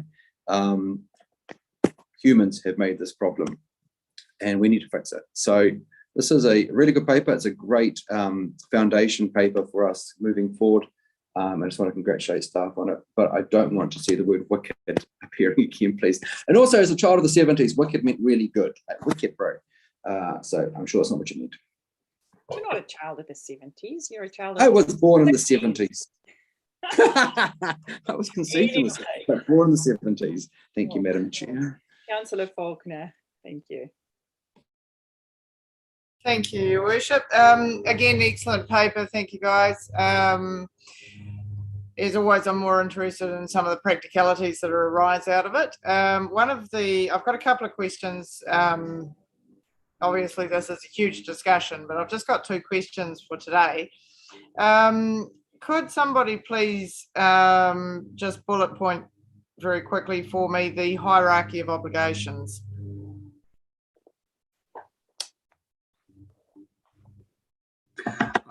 Through Your Worship, I can do that if you want. Very simply, the hierarchy of obligations has 3 points. Firstly, we have a priority to the water itself, to the waterways. Secondly, to social health and well-being. And thirdly, to commercial and other business needs. So that's a cascading set of priorities that we have to give effect to through the national policy statement. So, so when you say cascading, they are in that order. Those are our drivers in that order. Is that? I just wanted to double check that so that everybody's clear. Cool. Okay. So now the second one, again, practicalities. Telemetry. It surprises me I haven't got there yet, but but long overdue, I suspect. Long overdue, and the reason I say that is because we can't. No, we can, obviously, because we are, but we need telemetry to have this conversation with the best data that we can possibly gather. Currently, we've got ad hoc data collection, which makes this conversation extraordinarily difficult to have, because it veers off into a motive or entitlement or various other spaces where we don't really want to be. I'm all for getting this sorted out, but we need to have some sound data. Now, that what I'd like to follow that up with is the fact that it would be really easy to go out to all those with an allocation and say, you must now pay for telemetry. It's not a cheap exercise to get it set up in the first instance, and it does become another cost. Would be readily absorbed by a large business, and I include council in that, because council, of course, is one of the largest users. So, readily absorbed when you are a big business. Quite difficult when you get into smaller business models to absorb extra costs when, particularly at a time like this. So, my request would be this: if we are to look at telemetry, which I think is absolutely necessary, could we also look at funding of some type? Could we go out and hunt down funding in the same way we do for a bunch of other things that we do regionally, to get telemetry set up in a way that is particularly useful to us as councillors, as officers of council, and as advisors to council and to industry and to our community, so that we've got really good, clear data to work with going forward. Through you, Chair, just to clarify, and it might not have come through in the paper, most takes are telemetered now. So we are starting to get that good data through, but some of those smaller takes aren't. So there could be some options there to look at funding. It's not actually that expensive. What actually we are trying to deal with as a council is how we manage all that data coming in, so we can get out good data to staff and to councillors and to other users in a timely fashion. So that's the piece of work we need to do internally that we're looking at the moment. Because there's no point collecting the data if we don't use it. Yeah, I 100% agree with that. Looking at the Tuk model in Hawke's Bay, you're looking at about $800 a year for telemetry support, which is basically, if you are not in a position to have somebody constantly taking records, you're talking a quarter of an FTE just to keep your records up to date. So most of them are looking at businesses outside of their own to support them in that space. At $800 a year might not seem much in a big business. It's a lot in a small one. So I just want to keep that in mind. Okay. Absolutely necessary, but I think it's something that we could perhaps go out as a region and say, okay, we really want to get data right.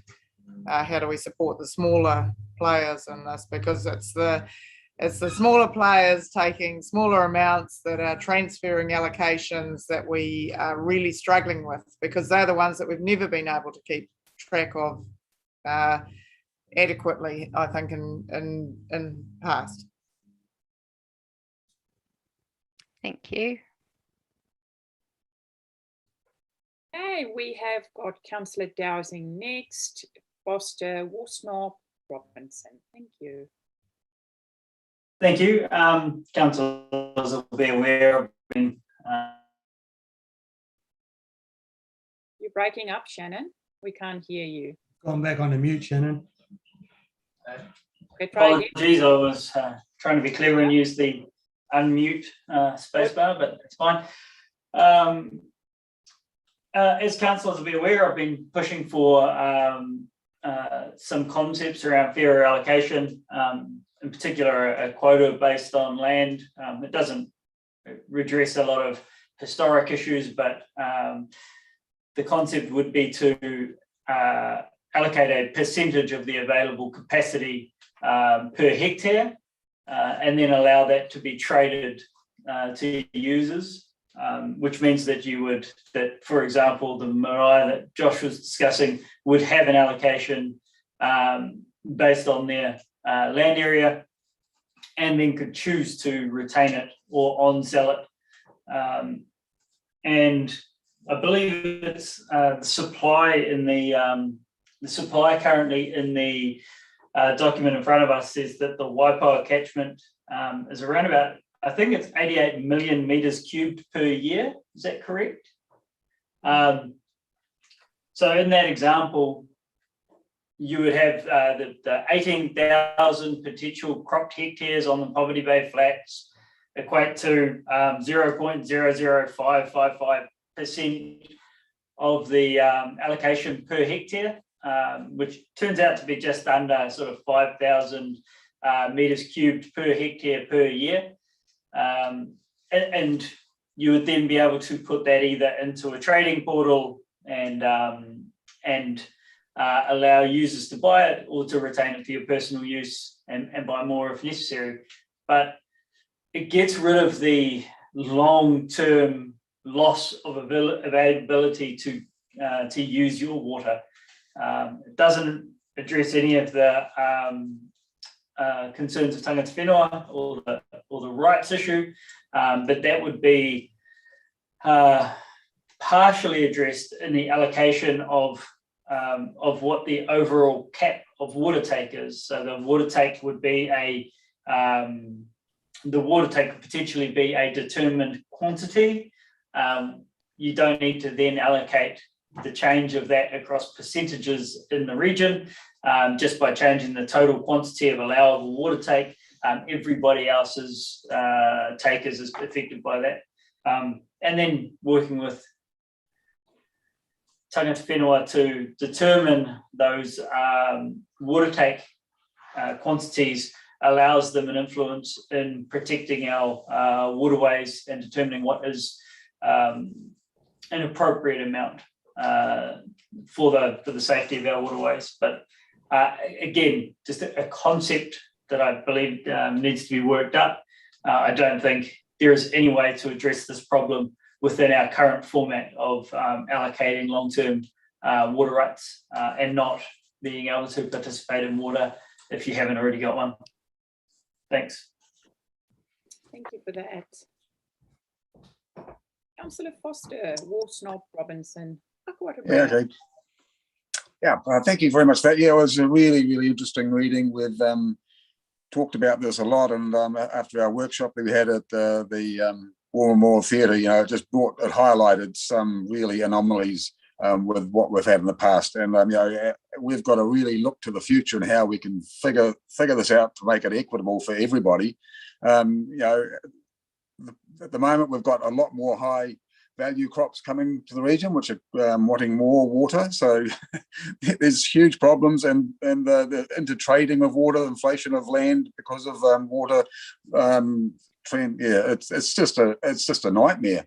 So, you know, for me, we need to look at this really seriously and look at a new way that we can formulate the whole distribution of it way more equitably. And because someone has had the water rights in the past should not be the fact that they should retain it for the future. You know, now telemetry reading every year is going to be really important to this.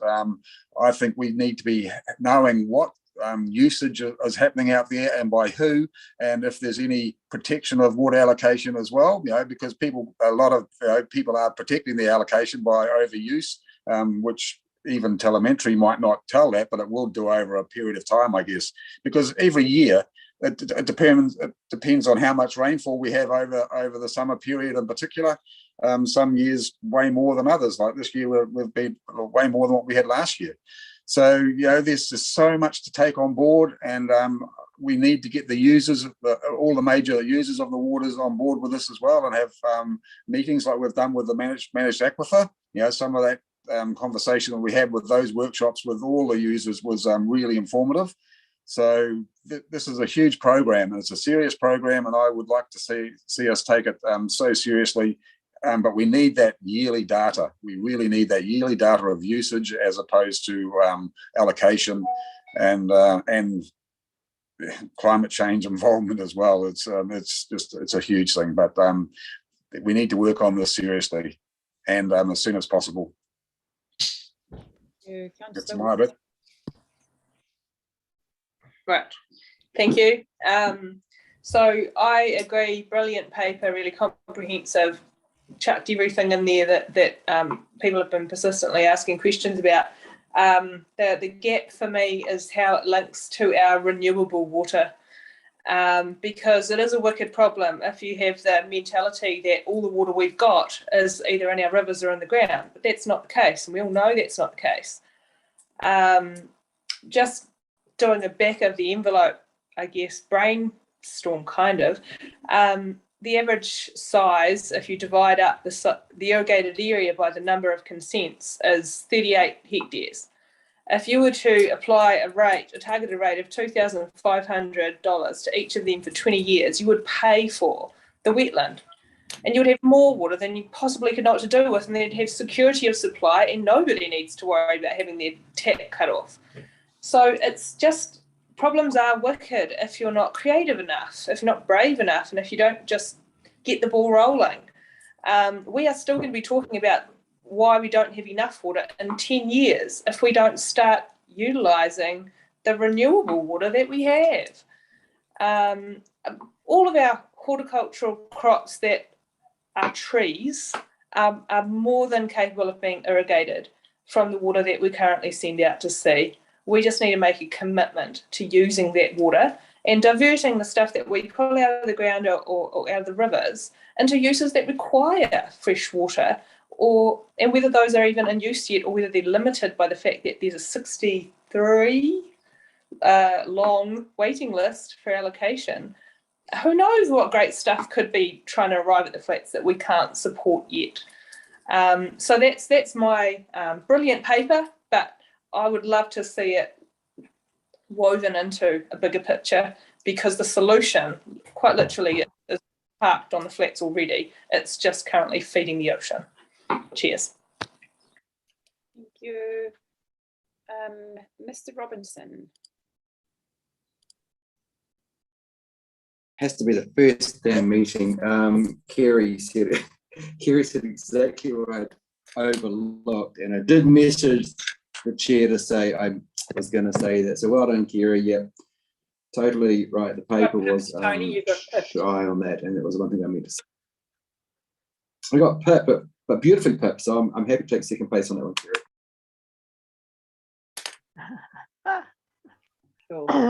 It's always good to get pipped beautifully, and I love the word wicked too, being a 70s kid. I would like to say, with all due respect, Councillor Robinson, for many tangata whenua, it's been a wicked space because of the inequality and equities around water allocation.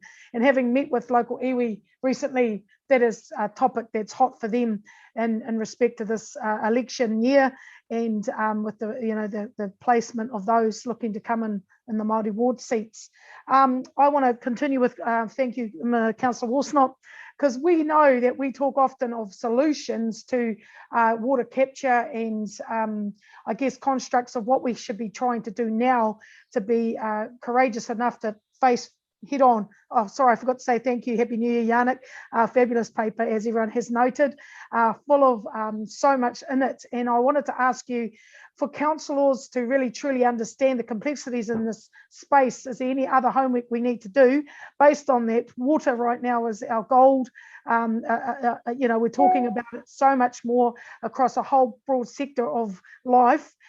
So the other issue was just with regard to what Councillor Worsnop said, was we should be still then pushing through to new builds, having tanks, albeit that they're urban dwellers.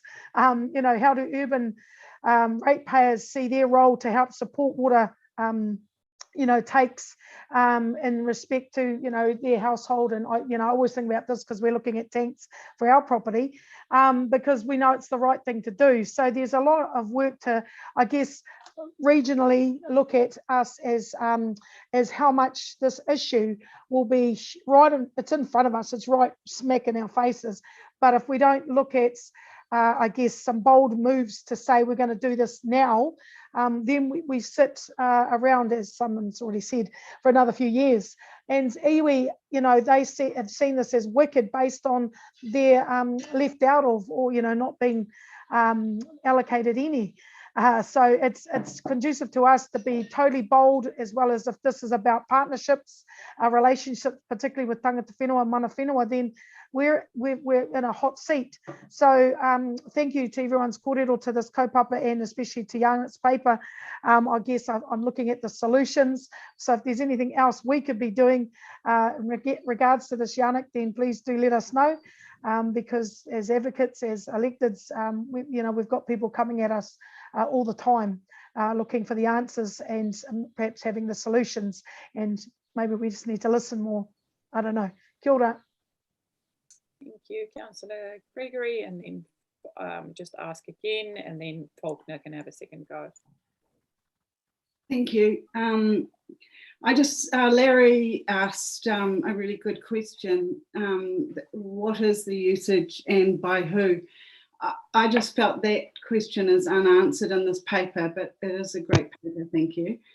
And also just a comment regarding the usage of the water, which is so valuable.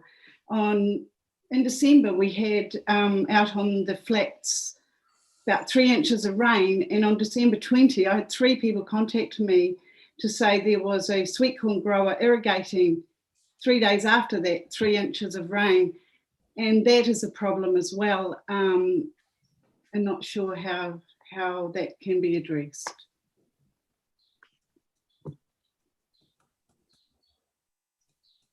Thank you.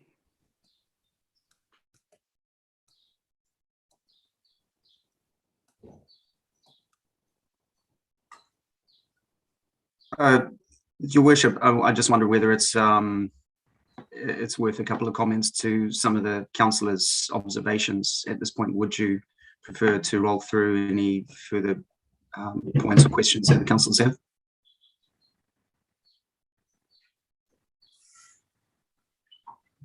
I've got a question. You're on mute. Hihi. Oh, Your Worship, you're on mute. I've got a question. Sorry, just put your, Tony, put your yellow hand up. So we will have Sandra and Tony, and then Yannick, you can wrap up for us. Is that okay? Okay. Councillor Faulkner and then Councillor Robinson. Thank you. Not so much a question, Your Worship, but just that I'm happy to move the paper. I understand it's a noting paper, but I think it's very important that it be treated with the formality that it deserves. So, and I think I've heard a couple of times now the word advocate. It's in all of our interests as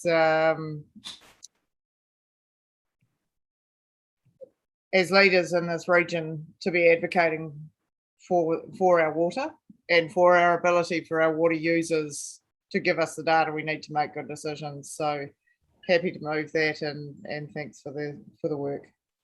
Thank you. Councillor I Robinson. think I'd already moved it. Yeah. So moved by Councillor Wharehinga, seconded by Councillor Faulkner. Happy to second Councillor Wharehinga. Councillor Robinson and then Councillor Burdett. Thanks. So I just asked David Wilson, I'm not sure, are you there, David?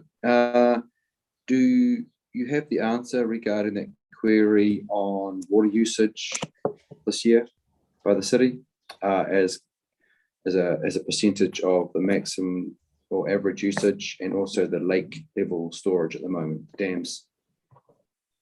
Through Your Worship, it really does depend on our average usage this time of year is anywhere between 17,000 cubic metres a day and up to around 24, 25 a day on a really busy day. The lakes at the moment, I just got the readout from them before, it's about 84% full at this time of year, which is about right. Okay, so my only question arising from it was, there's been quite a strong radio campaign about water conservation, and I was just wondering, was that prompted by the fact that we are in a crisis or heading towards a crisis with our water storage / water usage? From what you've told me, we're not. Through Your Worship, this is the high productive season for us when it comes to water usage, and we're only in late January. Production runs through until February, March.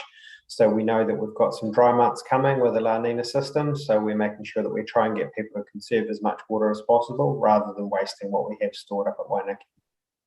This is also one of the years where we have flipped. Some of the councillors would remember we're using Waipawa first before we use Waianaki. So Waianaki is our reserve because Waipawa we cannot take from, obviously, and we don't want to take from when it gets to low flow rates either. All right. Thank you. Okay, Bill, last question from you, then Yannick's going to wrap up for us. Thank you.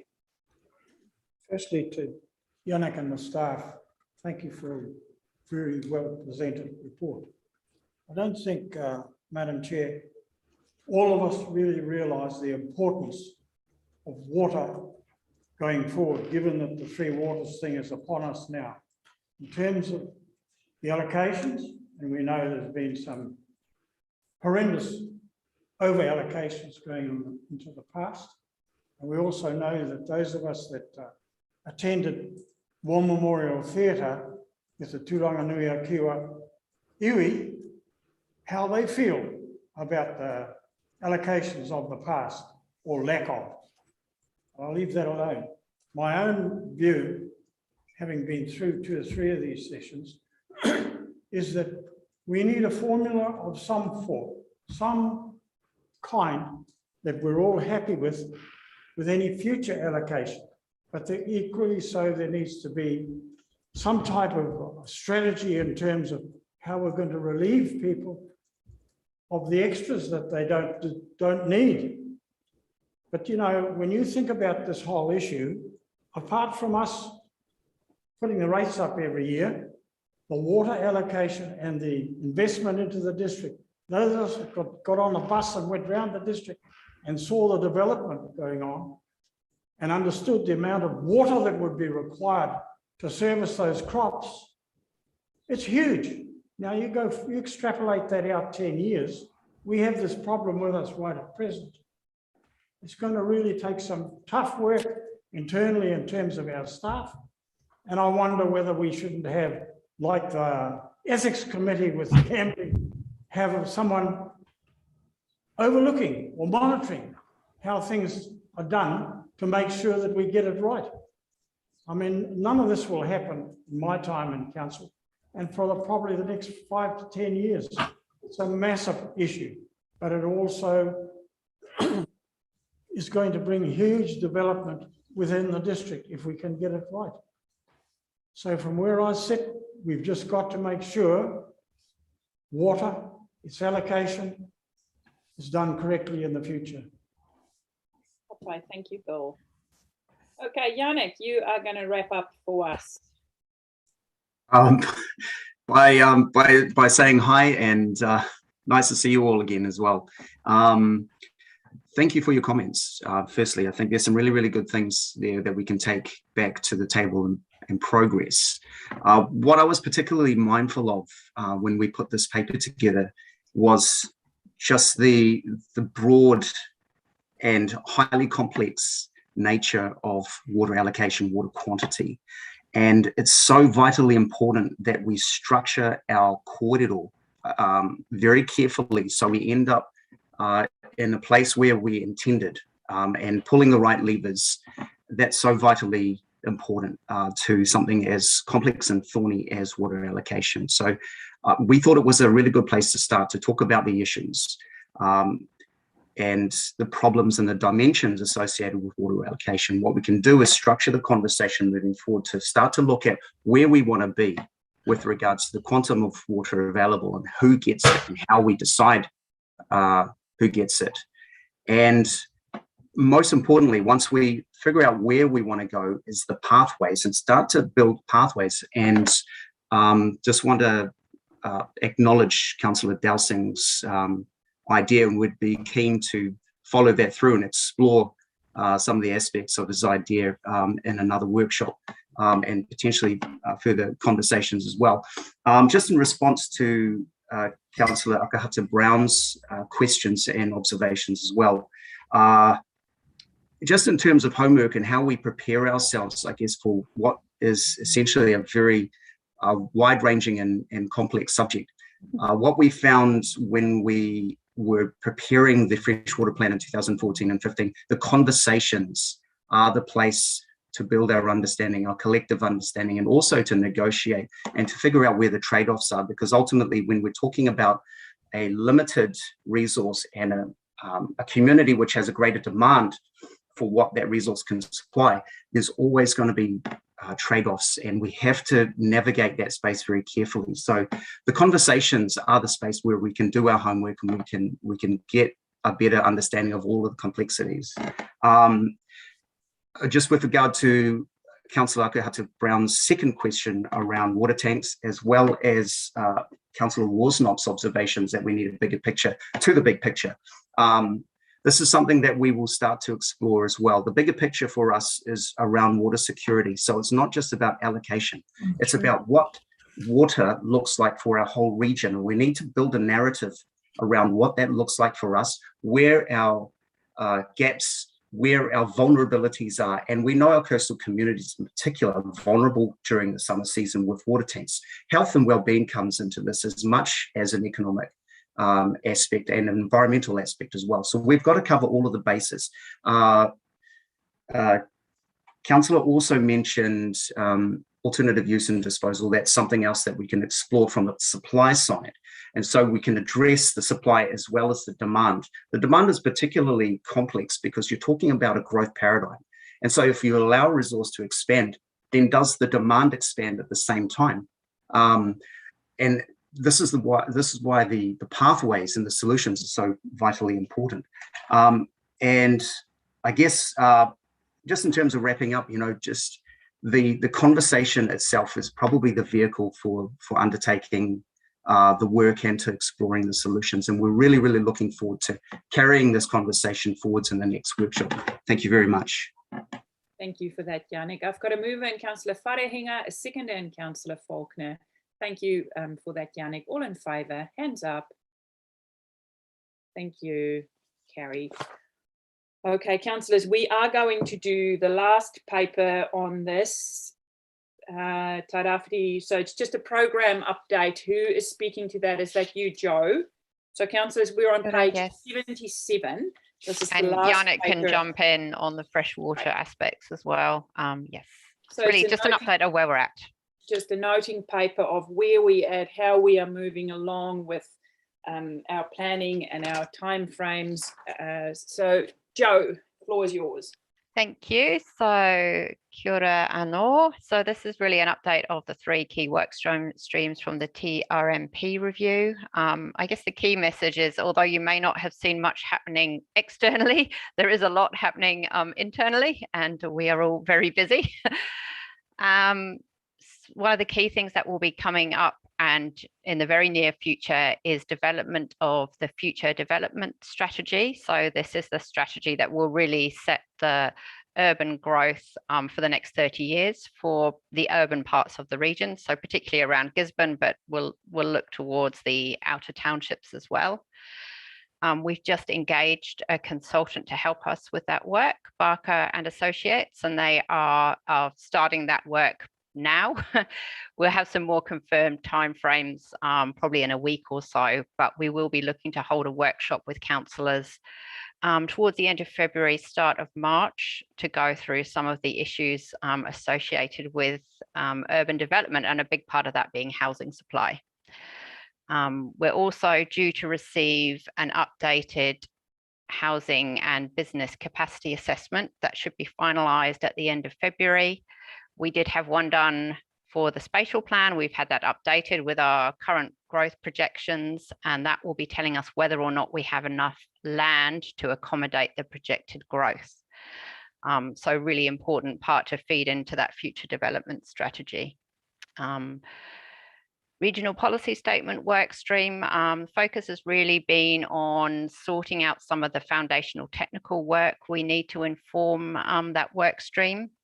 Also getting our supplier panel on board. So we have a team of consultants we can draw on to provide us with planning advice and planning support, because we can't do everything in-house. And then freshwater planning, Yannick is the lead, so he can correct me if I've missed anything, but still work underway on the Waipu catchment plan and meetings ongoing with Ngāti Porou. We are starting to see some more movement there and quite a lot of technical work underway as well. Motu catchment plan, we have a draft developed, just need one more meeting with the stakeholders to further refine that draft plan, and we'll be coming then back to councillors to workshop what that draft plan says and what it means and how we've got to where we are now.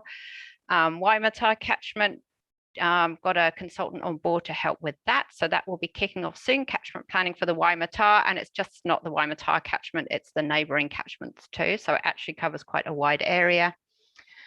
And the work really goes on and on and on. So that's it in a nutshell. There's a lot happening, a lot to keep track of. We will be putting lots of workshops and papers in your calendars. Thank you. And also working further on the comms and engagement strategy and planning as well. So more detail coming there. Thank you for that. Councillor Dowsing and then Councillor Foster. Thank you. Thank you. Yes, mine was just a very quick note, which was that when you're looking at the potential population growth versus land availability, it would be interesting to have that reference, not in the context of do we have enough or don't we have enough, but what does population density per land unit look like? So examples of high density builds in other countries or in New Zealand that would meet the requirements that we have going out into the future. because I believe we're all going to have to change our concept of what housing in Tairawhiti looks like. Yeah, so the future development strategy. Conversation at home with my own partner. The future development strategy will be where we have those conversations. Where do we want to intensify, and what will that look like, and where do we not want to intensify, and why, and what does that mean for our infrastructure? Thank you. Councillor Foster, Robinson, Worsnop. Yeah, thank you. A good paper, but well, not but after listening to Judy and hearing what the housing some problems are, and our consenting, it all, and the government is trying to speed up this as well. So how are we going to? We've got problems with staffing and everything like that. So obviously the pressure is coming hugely on the consenting, resource consenting, building consenting, and it's complexity. So how do we start making it uncomplex? So it's not. I mean, we've built all these different requirements and things over years into thinking it was a good thing, but at the end of the day, it's turned into a nightmare because it's taking so long for these processes to be delivered to the consumer. So how do we speed up that process, knowing full well that we're going to have staffing issues, and and I know government is trying to bring in other different legislation to help free up a lot of the complexities that we have. I'm not saying they're all important, but I'm saying that we need to prioritise. Maybe some aren't as important as possible to have, and as far as the consents go. So is that being looked into in a big way? I guess there's two parts to that question. One is what we can address via planning and the types of rules and requirements we put in the plan and the zoning we put in the plan. So absolutely, we'll be thinking about that now. So as you go through your future development strategy, that will essentially form the basis of the zoning for your new plan. And in tandem with developing that, we'll be looking at draft plan provisions. And you as a council will need to be making those decisions about, well, what is important? Can we forget about some type of amenity or biodiversity, or are we going to not be so worried about natural hazards in this area? These are the kind of important decisions you'll need to be making when we put in place that zoning and those rules. The flip side is what happens with consenting in the interim, so under the new plan, the old plan, and that's not really for me to talk to, not being responsible for the consents team. But yeah, obviously we have the existing rules, we can't ignore those existing rules, but there may be things we can do to make the consenting process more streamlined, to achieve certain outcomes. But that would be for Helen and her group to look at. Obviously the building consents are quite prescribed, so there may be limitations to what we can do there. Okay, no, great, thank you. It's good to know. Thank you. Okay, Councillor Robinson, then Faulkner, Worsnop. Thanks for the update, Joe. A couple of things, and just really following on what the last two previous councillors talked about, was the focus and the drive and the urgency around TRMP and the urban development, and just keep us appraised, please, as regularly as possible on that. My question, though, is Tairāwhiti, I understand, has been identified as one of 6 highly seismic regions. There's been some talk around this recently, and I'm not sure when the timeframes when new rules for strengthening or building will be coming in to apply to these 6 regions in New Zealand. But do you know anything about that? And if so, how are we going to factor that in because of the impact on the whole building urban development aspect? I can't give you a comprehensive update at the moment, but we are in the process of commissioning a bit of work on natural hazards so we can understand those priority areas where we might need more information, and the seismic risk is one of those. Thank you. Thank you. Councillor Faulkner, and then we finish with Councillor Worsnop. Thank you.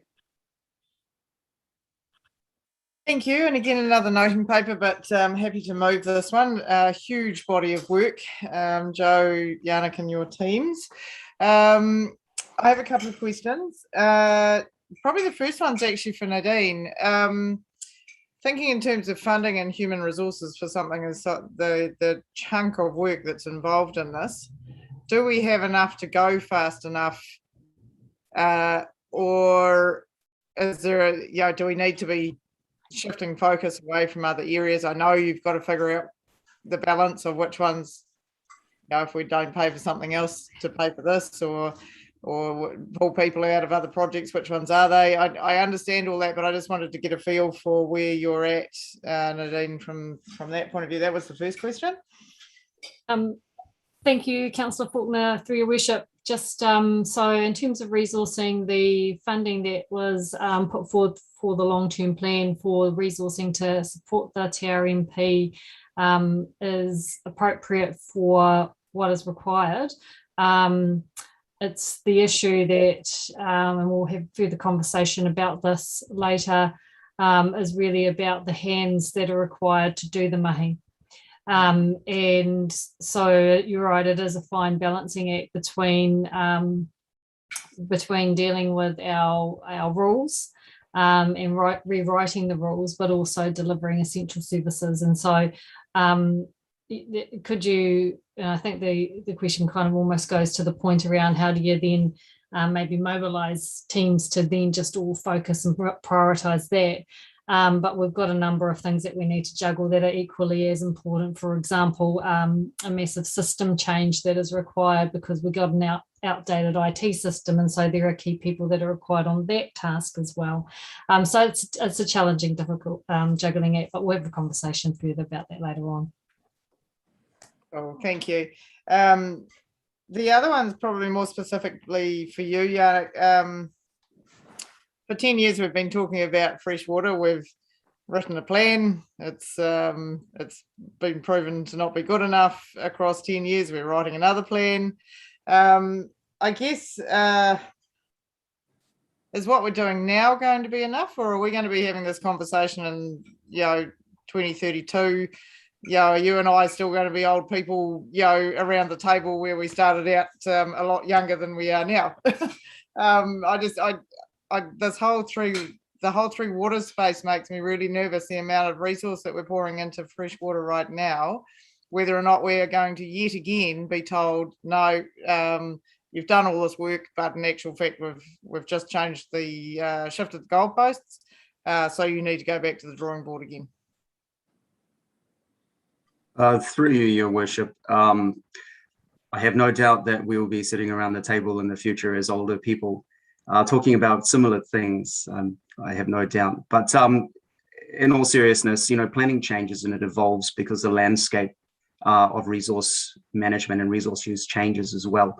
When we wrote the plan in 2014 and 15, it was fit for purpose, and actually, it was first generation. It was one of the first freshwater plans that responded to the national policy statement of the day.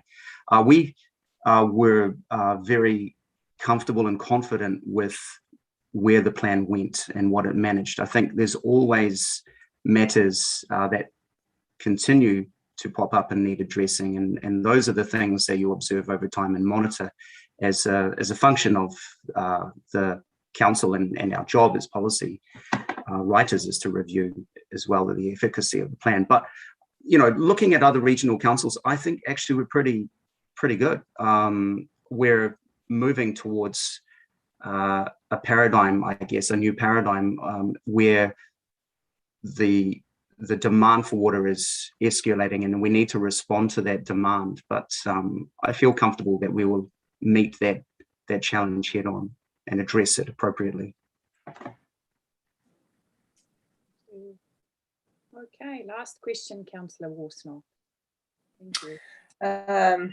I think mine's just really around noting that this is the TRMP, and I'm obviously have a lot to do with the land use change work stream that TT's doing at the moment, and trying to build a picture of how fast that's moving, and just when some of that, I know Kerry Hudson's working on understanding it, and he has talked about bringing something back to us, but just where that fits in the work stream. I know we've got seemingly piles of urgent work, but in the absence of the government enacting any of the things that they are forever talking about doing, but they don't actually seem to do, where does land use and the way that we manage that fit into the TRMP prioritisation?